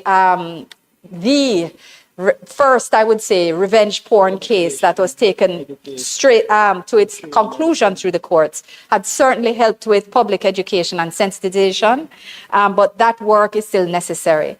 And I want to commend the JASERT and Colonel Sterling on the establishment of Cyber Week. Is Cyber Security Week, or is it month? Cyber Security Month. So a whole month of events when they bring in the schools, they go to companies, they have talks, they bring in international experts, and we indeed promote our experts so that students see, Senator Gale, that this is a viable profession. In fact, you have a job before you graduate because they are so needed and important. If you are good, this is a skill, and you will be able to choose your employer and your package, because whether it is government or private sector, cybersecurity is where it is at now in Jamaica and internationally. So I want to commend the JASERT for the work that they're doing in public education. There can always be more, because that is the nature, but we know that you're busy doing the actual cybersecurity as well. So we recognize that you have carved out the time, you're recognizing its importance, and we commend you and your team. Absolutely. Just to note as well, the issue was raised about cross-border cooperation, and a question about, or rather a reference to proposal made in the other place at the Budapest Convention. Jamaica should sign on to it. But this was a convention that what came out of the Council of Europe. It was very Eurocentric. It is not universal by half. I don't know if more than 80 countries have signed up on it, have not only signed but ratified. And it's actually maybe the same amount of countries that have signed on to the UN Treaty on Cybercrime, even though that one was only finalized in 2024. It's the same number of countries because it is more universal in its approach. So it's early days yet. And Jamaica led CARICOM's negotiation on that. And the developing world was very clear that signing on to the Council's concept of what cybercrimes should look like, which also is a 2004 convention and very much focused on an older view of what cybercrime looks like in terms of it is a hacking and whatever. The internet wasn't where it is now. There was no social media in the space that it is now. So the cybercrime treaty that Jamaica has signed, and along with others, is much broader in scope, much more technologically flexible, and therefore more forward-looking. And therefore, I would like to say that it is unlikely that we're going backward to the Budapest Convention. International and cross-border cooperation exists broadly. A lot of the fines that that take place and trafficking, etc., are due to cross-border cooperation that takes place now in the cyberspace and otherwise. And that is very effective cooperation. We have bilateral agreements, we have mutual legal assistance treaties, we have hemispheric MOUs and regional MOUs between CARICOM impacts and other. So there's a substantive ecosystem of arrangements that allow for cybercrime cooperation, and it does not rely on us going back to Budapest. So I want to just put that argument to rest because it sounds good because it exists, it's an older treaty, but it's really substantively it does not help Jamaica at all. So I wanted to meet that suggestion as well. Mr. President, I also wanted to raise the matter, or address rather, the matter of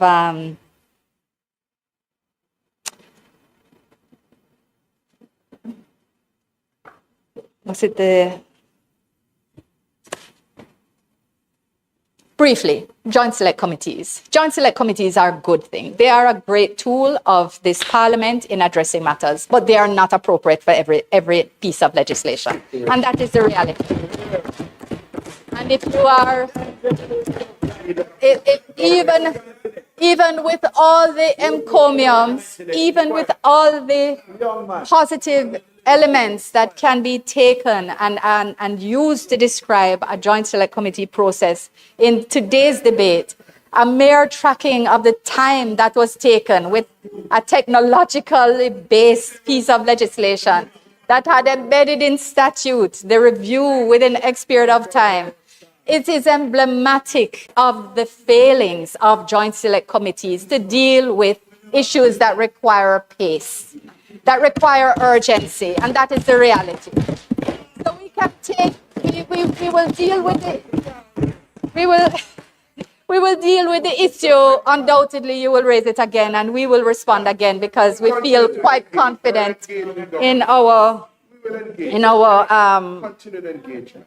So, Mr. President, but I also wanted to address the matter of body cameras, since the door was opened, and not that I believe that it was relevant to the discussion, but if you take the point, I just want to remind that it is, and I'm going to address two concerns, because of course, Senator Brown had expressed a concern earlier, so I'm going to remedy his concern. It is the Most Honorable Andrew Holness-led administration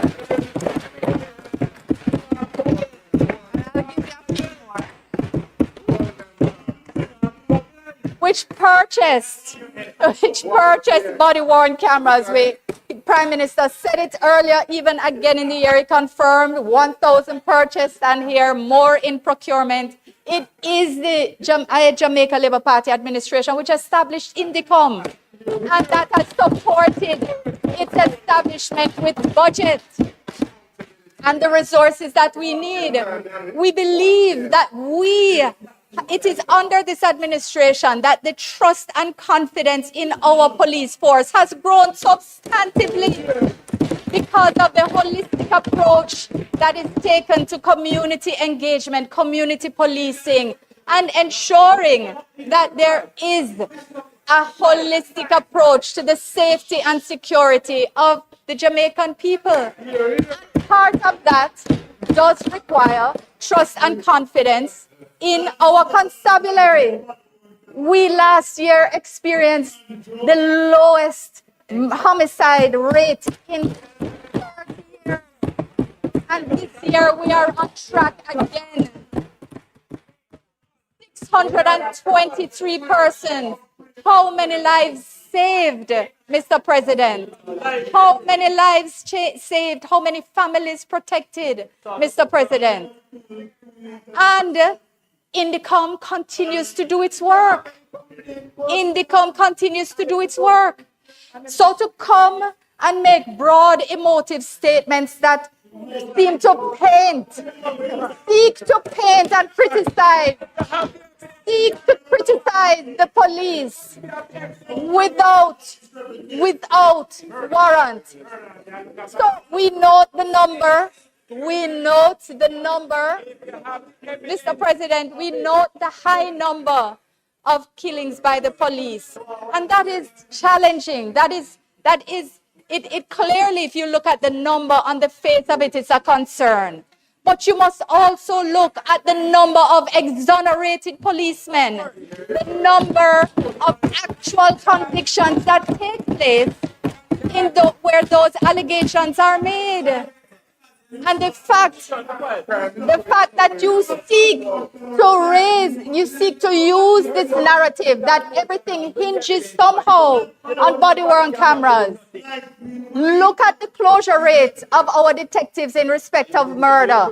Nobody gives them any filmed evidence. Look at the clear-up rates of the police and look at the clear-up rates of Indicom and ask the question, how do the police solve crimes? They are not given video evidence. They do good police work. They investigate. They use forensics.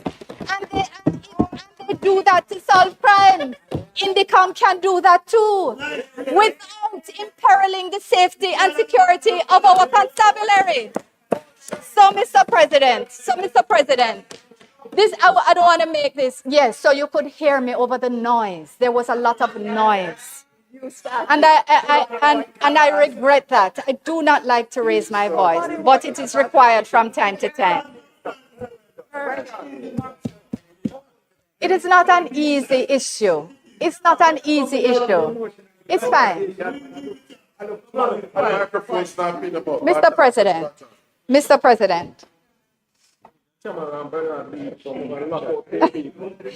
President, I'm just trying to make sure that I have addressed the notes which are of greatest concern.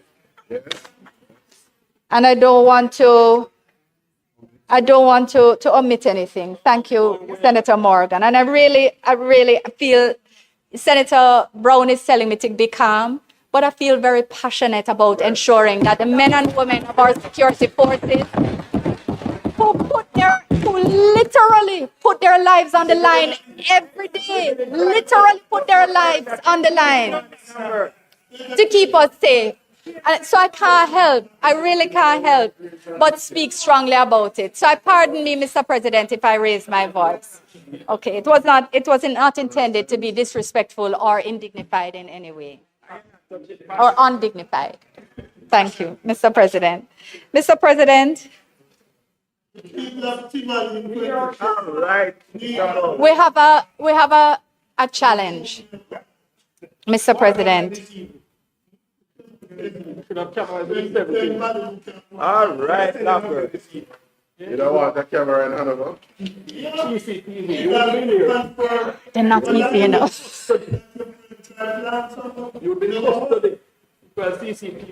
Senator Brown, Morgan, Fitzhenley. allow the minister to finish our presentation. Thank you, Mr. President. Mr. President, I wanted to just go back to the bill as I close. That's a good idea. Thank you.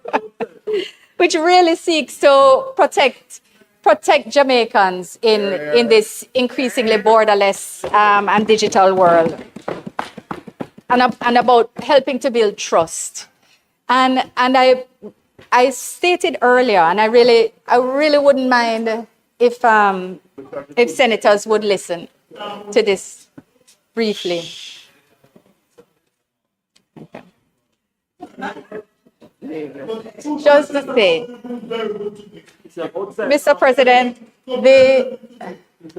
when I speak about the need for there to be trust, and I referenced, the unfortunate tendency for fear mongering, because the risks exist, but that's very different from inciting fear, right?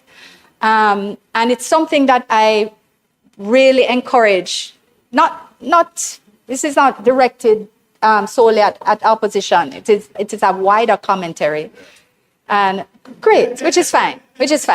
You may see yourself in something, you may not. You may see others, but when I look at circumstances, and when I engage with colleagues, like a former counterpart from Kenya, and she tells me about, so I just give two examples, Kenya and Ghana, which, although much larger than us, have inequality, have deep rural and intense urban. So they have dense urban. That's the word. Dense is the word I'm looking for. Dense urban spaces and dispersed rural environments. They have tribal divisions. They have educational distinctions. All of these challenges that we deal with here, but on a larger scale. And when I hear about a grandmother in a tribal village who relies on sending someone to take their money to buy their groceries and transport them back, and how, she loses money here, but she just has to work with the system, or how she might lose a product or two here, etc. But how M-Pesa has transformed her life because she can pay just using her phone. So it changes that. She needs data, and that connectivity exists. It exists. That's not the issue. In Ghana, while people are talking about chip and what and thing, Ghana has moved from not only creating their national ID, but they're now embedding a payment mechanism in it because to make it so not only a digital ID, but a digital ID with the capacity to pay. And it is changing lives and lifting people out of poverty. Same thing in India, yes. Lifting people out of poverty, yes. And this is a difficulty when a narrative that starts opportunistically embeds itself, proxies carry it on, and then the work of government to overcome and lead on something which is fundamentally for the good of people time is lost, and developmental time is lost, Mr. President. And again, I will speak in another context, but I think there are times when unity can really be expressed around an objective good. And I think we should explore those opportunities more when they present themselves. So again, I want to say, in the context where digital technologies provide so many opportunities, that we work together on the risks, that we continue to provide the resources that address them, but that we encourage our society to take advantage of the opportunities that are presented. And in that context, Mr. President, recognizing what is before us, I thank members once more for their contributions and ask for a second reading of this bill. Thank you very much, Minister. The question is that the bill be read for a second time. Those in favor? Against? Mr. Clark?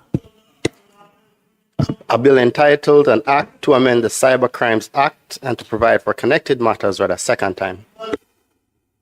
Thank you very much. The Senate will now resolve itself into a committee of the whole Senate to consider the bill clause by clause.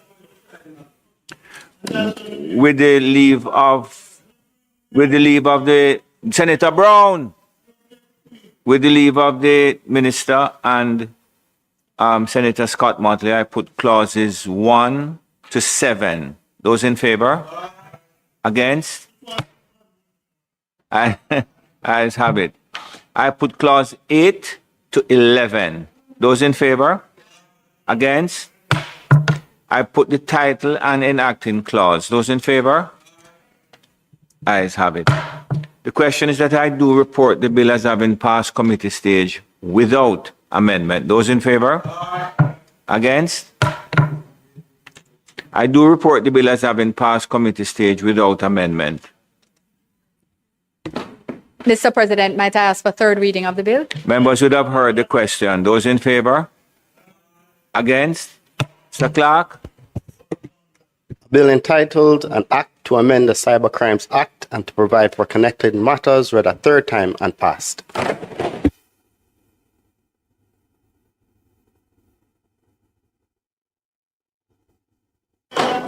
I've consulted the staff of the clerk's office present in the chamber. I have a view. Would I ask Minister and Leader to determine whether we're going to go on or we're going to take our lunch break? Would I ask you to just... Yes? Okay, so be. That's the position of the clerk as well. I think we have some technical folks who are going to leave, Minister. Minister, you have some technical folks to leave? Well, they could leave, so they could do so. Minister Morris Dixon, I think you have conduct of this piece of legislation. Would you put your other mic on for me as well? I will. Let me just be clear. Let me just be clear here. Minister, you have the time required to finish your presentation. Senator Brown, hold on a man. You have the time to complete the presentation, your opening, but recognize that the opposition spokesperson would have a time relative to the time that you take in your presentation. No, it won't be today. Very well. Yes. And all other members will operate within the 30-minute guideline.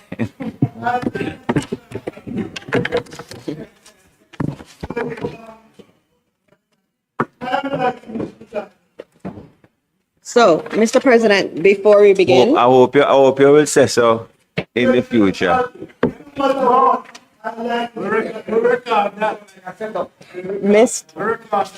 Mr. President, I now move first. Mr. President, I now move for the suspension of the standing orders to enable me to take a second reading of the bill and to commence debate on the bill. The question is that the standing orders be suspended to enable the minister to take the second reading of the bill and to commence the debate on said bill. Those in favor? Aye. Against? Thank you.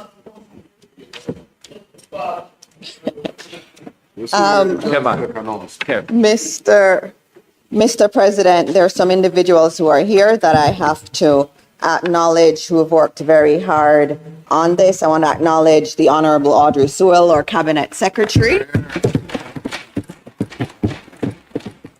Also, Ms. Judith Grant, our Chief Parliamentary Counsel. Ms. Samantha Eaton, the Deputy Chief Parliamentary Counsel and someone who worked so hard on this bill. And then from the rest of the team is Jodianne Paulwell and Demoy Carr, who are both legal officers with the Office of the Cabinet. Ms. Paulwell is the Senior Assistant Attorney General. And so I want to thank them all for being here today. And I know they'll be here again next week. So, Mr. President, I rise to introduce the National Reconstruction and Resilience Authority Bill 2026 to this Honorable Senate. The bill arrives in this chamber having passed the House of Representatives after one of the most vigorous and consequential parliamentary debates in recent memory, with hours of scrutiny, 20 amendments, and contributions from members on both sides who brought genuine intellectual effort to one of the most important pieces of legislation this Parliament has been asked to consider. Mr. President, the Senate's role in this process is not ceremonial. Under the Westminster system, the Senate is intended to bring calm, deliberate analysis to legislation that has come through the sometimes heated atmosphere of the elected House. And I intend to honor that role today. Mr. President, I'm not going to be repeating arguments that have already been made, and I'm proposing to do the opening in a different kind of way. So the public debate around this bill has generated a number of important questions that have appeared in one form or another in parliamentary contributions, in civil society submissions, in newspaper editorials, and in the commentary of informed Jamaicans who care about how their country is governed and how their communities are rebuilt. And so, Mr. President, today I'll be answering some of the questions that I've been hearing on radio, on television, on social media. I can't answer all of them, Mr. President, but in this opening, I will answer 10 of the questions that are out there. The first one, Mr. President, why do we even need NARA? Why can't the existing mechanisms of government manage the reconstruction effort? And Mr. President, that's a fair question, and someone asked me that. And it deserves a direct answer rather than an institutional defense of a new body. Mr. President, over the past 15 years, Jamaica undertook deep and necessary institutional reforms, particularly in public financial management and procurement. Those reforms imposed fiscal discipline, strengthened transparency, and reduced the scope for waste and corruption. They contributed to Jamaica cutting its debt from 147% of GDP to approximately 68%, the lowest in almost 50 years. They earned Jamaica the confidence of the international financial community and the upgrade from Moody's that no Jamaican government had achieved in a generation. But these reforms designed to correct excess came with trade-offs. In strengthening control, we increased complexity. In reducing discretion, we lengthened time. Guarding against abuse, we constrained execution. The result is a state that has become more disciplined fiscally, but slower operationally. We're excellent at preventing failure now, but not yet sufficiently effective at delivering outcomes at scale and at pace. For years, including in the recent budget debate, members opposite have stood in Parliament and pointed out the underutilization of Jamaica's capital budget. Year after year, the government appropriates capital for infrastructure projects, needed infrastructure projects across our country. And year after year, a significant portion of that capital goes unspent. And I'm speaking from my own standpoint as a minister, and I'll give you some of my own example. That gap is not the result of bad intentions or bad policy. It is the result of a system that was not designed to deliver capital projects at pace. The procurement requirements, the interagency approvals, the fragmentation of responsibility across multiple ministries and agencies, the absence of a single coordinating authority are the structural features of the existing framework that has produced consistent underperformance in capital budget execution. Now, Mr. President, if the existing machinery cannot consistently spend its annual capital allocation, then the question answers itself. Why do we need a NARA? That's the reason. A framework that cannot reliably deliver what is budgeted in normal times cannot be expected to coordinate and execute the post-Melissa reconstruction and resilience building programs. And Mr. President, this approach is neither novel nor unique to Jamaica. Every successful reconstruction effort, post-disaster reconstruction effort of this scale has reached the same type of conclusion. After the Christchurch earthquakes, New Zealand established the Canterbury Earthquake Recovery Authority. After the Great East Japan earthquake, Japan established a dedicated reconstruction agency with elevated legal powers. After Hurricane Maria, Dominica did similarly. And after the devastating Queensland floods, Australia established their Queensland Reconstruction Authority.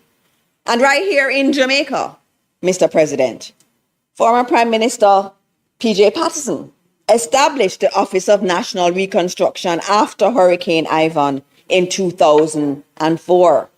And notably, he did not establish it by an act of parliament. He established it by administrative action, vested it with a clear mandate, and directed it to deliver. So, Mr. President, the response to Hurricane Melissa cannot be business as usual. It was not a minor setback or some passing inconvenience.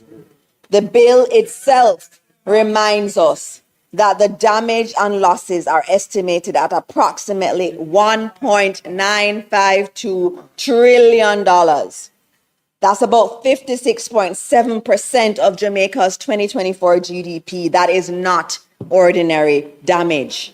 That is a national shock, and a national shock requires a big national response. Big antidote. So the government has brought a bill that does what responsible governments are supposed to do. Create a mechanism to organize recovery, to drive resilience, and to ensure that the rebuilding of Jamaica is not left to chance. So that's on the first question, why do we need a NARA? The second question, which we hear a lot, why doesn't it have a board? Doesn't every public body have a board? I've heard that. Mr. President, this has been one of the most persistent criticisms of the bill, and it deserves a very clear answer. And the answer is no. Not every public entity is structured around a board of governance. There are many different forms of public administration. Executive agencies do have advisory boards, but it's not a governance board. And let me explain the difference. A governance board sets strategic direction through the authority granted it by law. And that is done through cabinet and the responsible minister. An advisory board simply advises the head of the entity. And that head of entity reports directly to the minister. In April 1999, under the Patterson administration, Jamaica designed its first 4 executive agencies, and we know them. The RGD, the Administrator General's Department, the Management Institute for National Development, MIND, and the Company's Office of Jamaica. They were created not by an act of parliament, but by administrative action. The parliament subsequently endorsed and codified that framework by passing the Executive Agencies Act in 2002. And in 5.2 of that act, it provides explicitly for advisory boards, not governance boards. And these advisory boards, again, they advise the CEO and not the minister. My first board that I was ever on 18 years ago was the National Land Agency. That was an advisory board. And so we would advise the head of the agency, and the head of the agency could listen or not. Right now, I have in my ministry, I have CPFSA. It has an advisory board.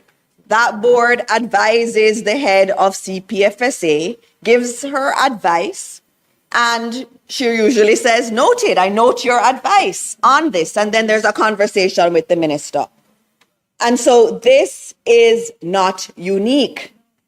And we know that the reason for executive agencies was stated plainly by Dr. Carlton Davis, then Cabinet Secretary, in his 2001 address to you. We mind, and we've heard it over and over in some of the deliberations.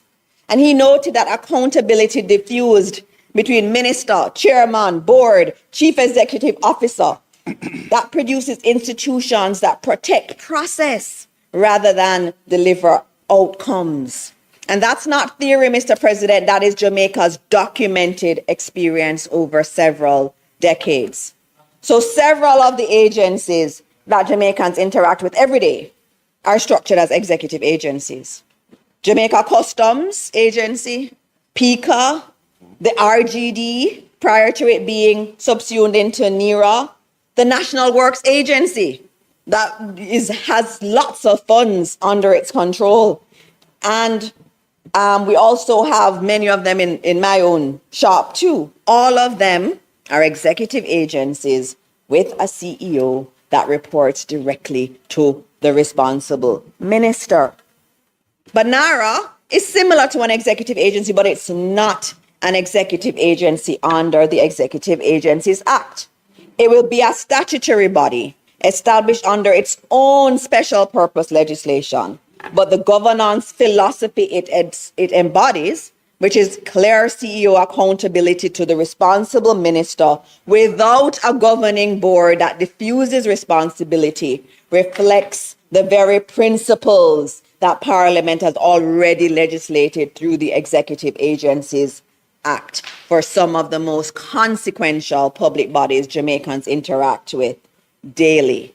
So in place of a governing board, public accountability and oversight for NARA will, in part, be provided by JAMROC, the Jamaica Reconstruction and Resilience Oversight Committee, and the already existing accountability and oversight framework that exists within the Parliament, that includes the Auditor General, and that includes the Integrity Commission. So that's number two. Why doesn't it have a board? That's not unique. That is actually a feature of many of our high-performing entities in government. The third question, what is this JAMROC thing that I'm hearing about? The Jamaica Reconstruction and Resilience Oversight Committee, which will be modeled on EPOC, the Economic Program Oversight Committee. I think, Senator Duncan, you know a little bit about EPOC. A little bit. He knows a little bit about EPOC. And one of the things we have to say about EPOC is that it has been widely acknowledged and globally recognized as the most effective public oversight and accountability mechanism in Jamaica's independent history. EPOC held multiple political administrations accountable and was critical to the success of Jamaica's fiscal and macroeconomic transformation. The Prime Minister, Dr. the Most Honorable Andrew Holness, first one,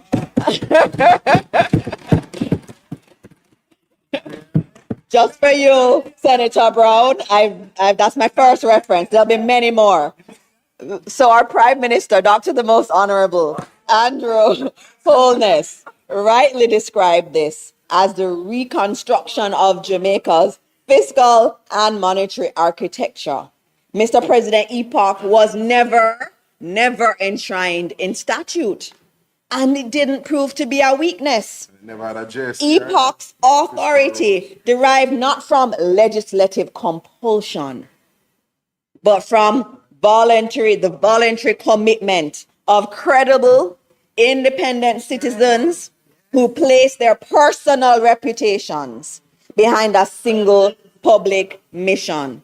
It reported not to government, not to Parliament, but to the Jamaican people directly. And no administration could direct what it said or suppress what it found. That moral authority proved more powerful than any statutory provisions.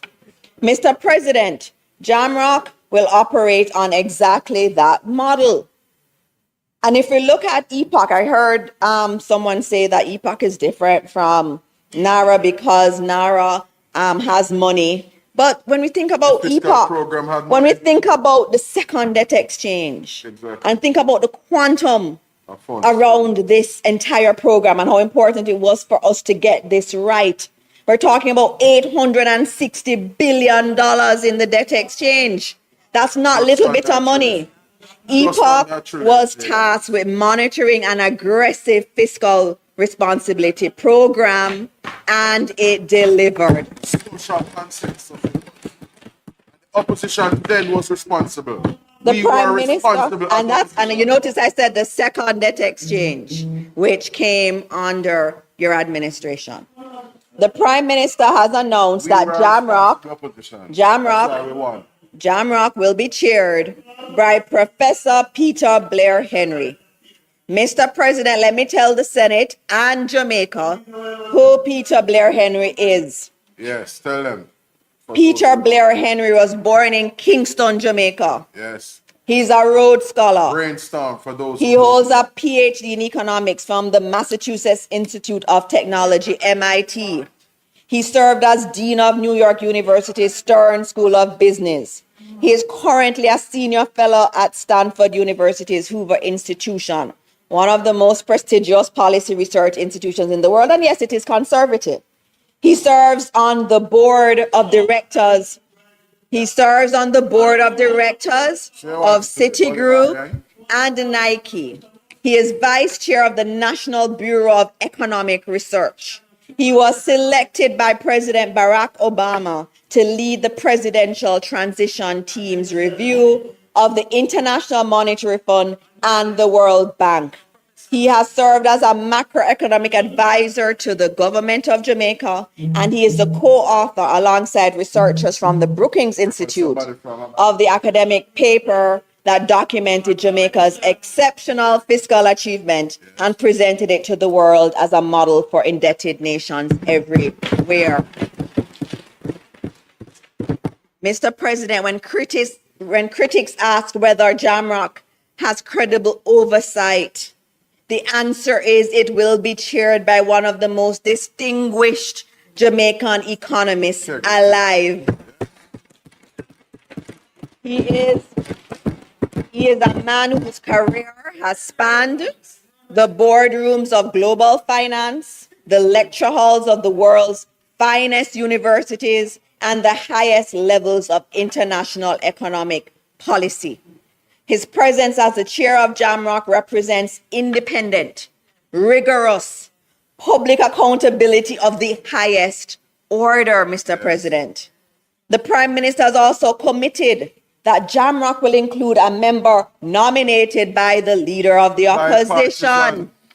Because reconstruction, like the economic reform that EPOC oversaw, is a national mission and not a governmental one. Its oversight, therefore, must reflect that national imperative. Social consensus. So, the next question. Who oversees NARA and how will NARA be held accountable? Mr. President, oversight of NARA and its work sits at multiple levels.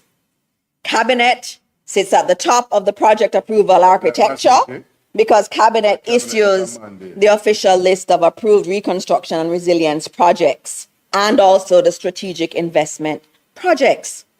Plans, whatever plans NARA has developed, have to be approved by Cabinet before implementation.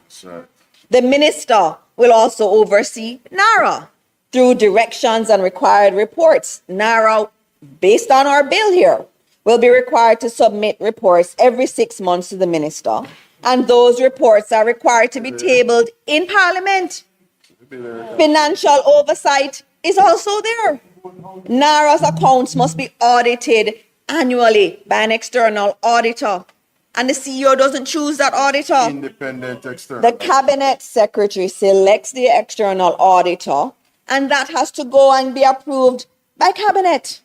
So this external auditor will be appointed independent of NARA's management. And I have to also note that the Parliament will also receive the annual report and audited statements of NARA. Also, you have the Auditor General, who is expressly entitled to examine the authority's accounts and records. And we've seen the Auditor General can do real-time audits, performance audits, any audit, has purview over this body.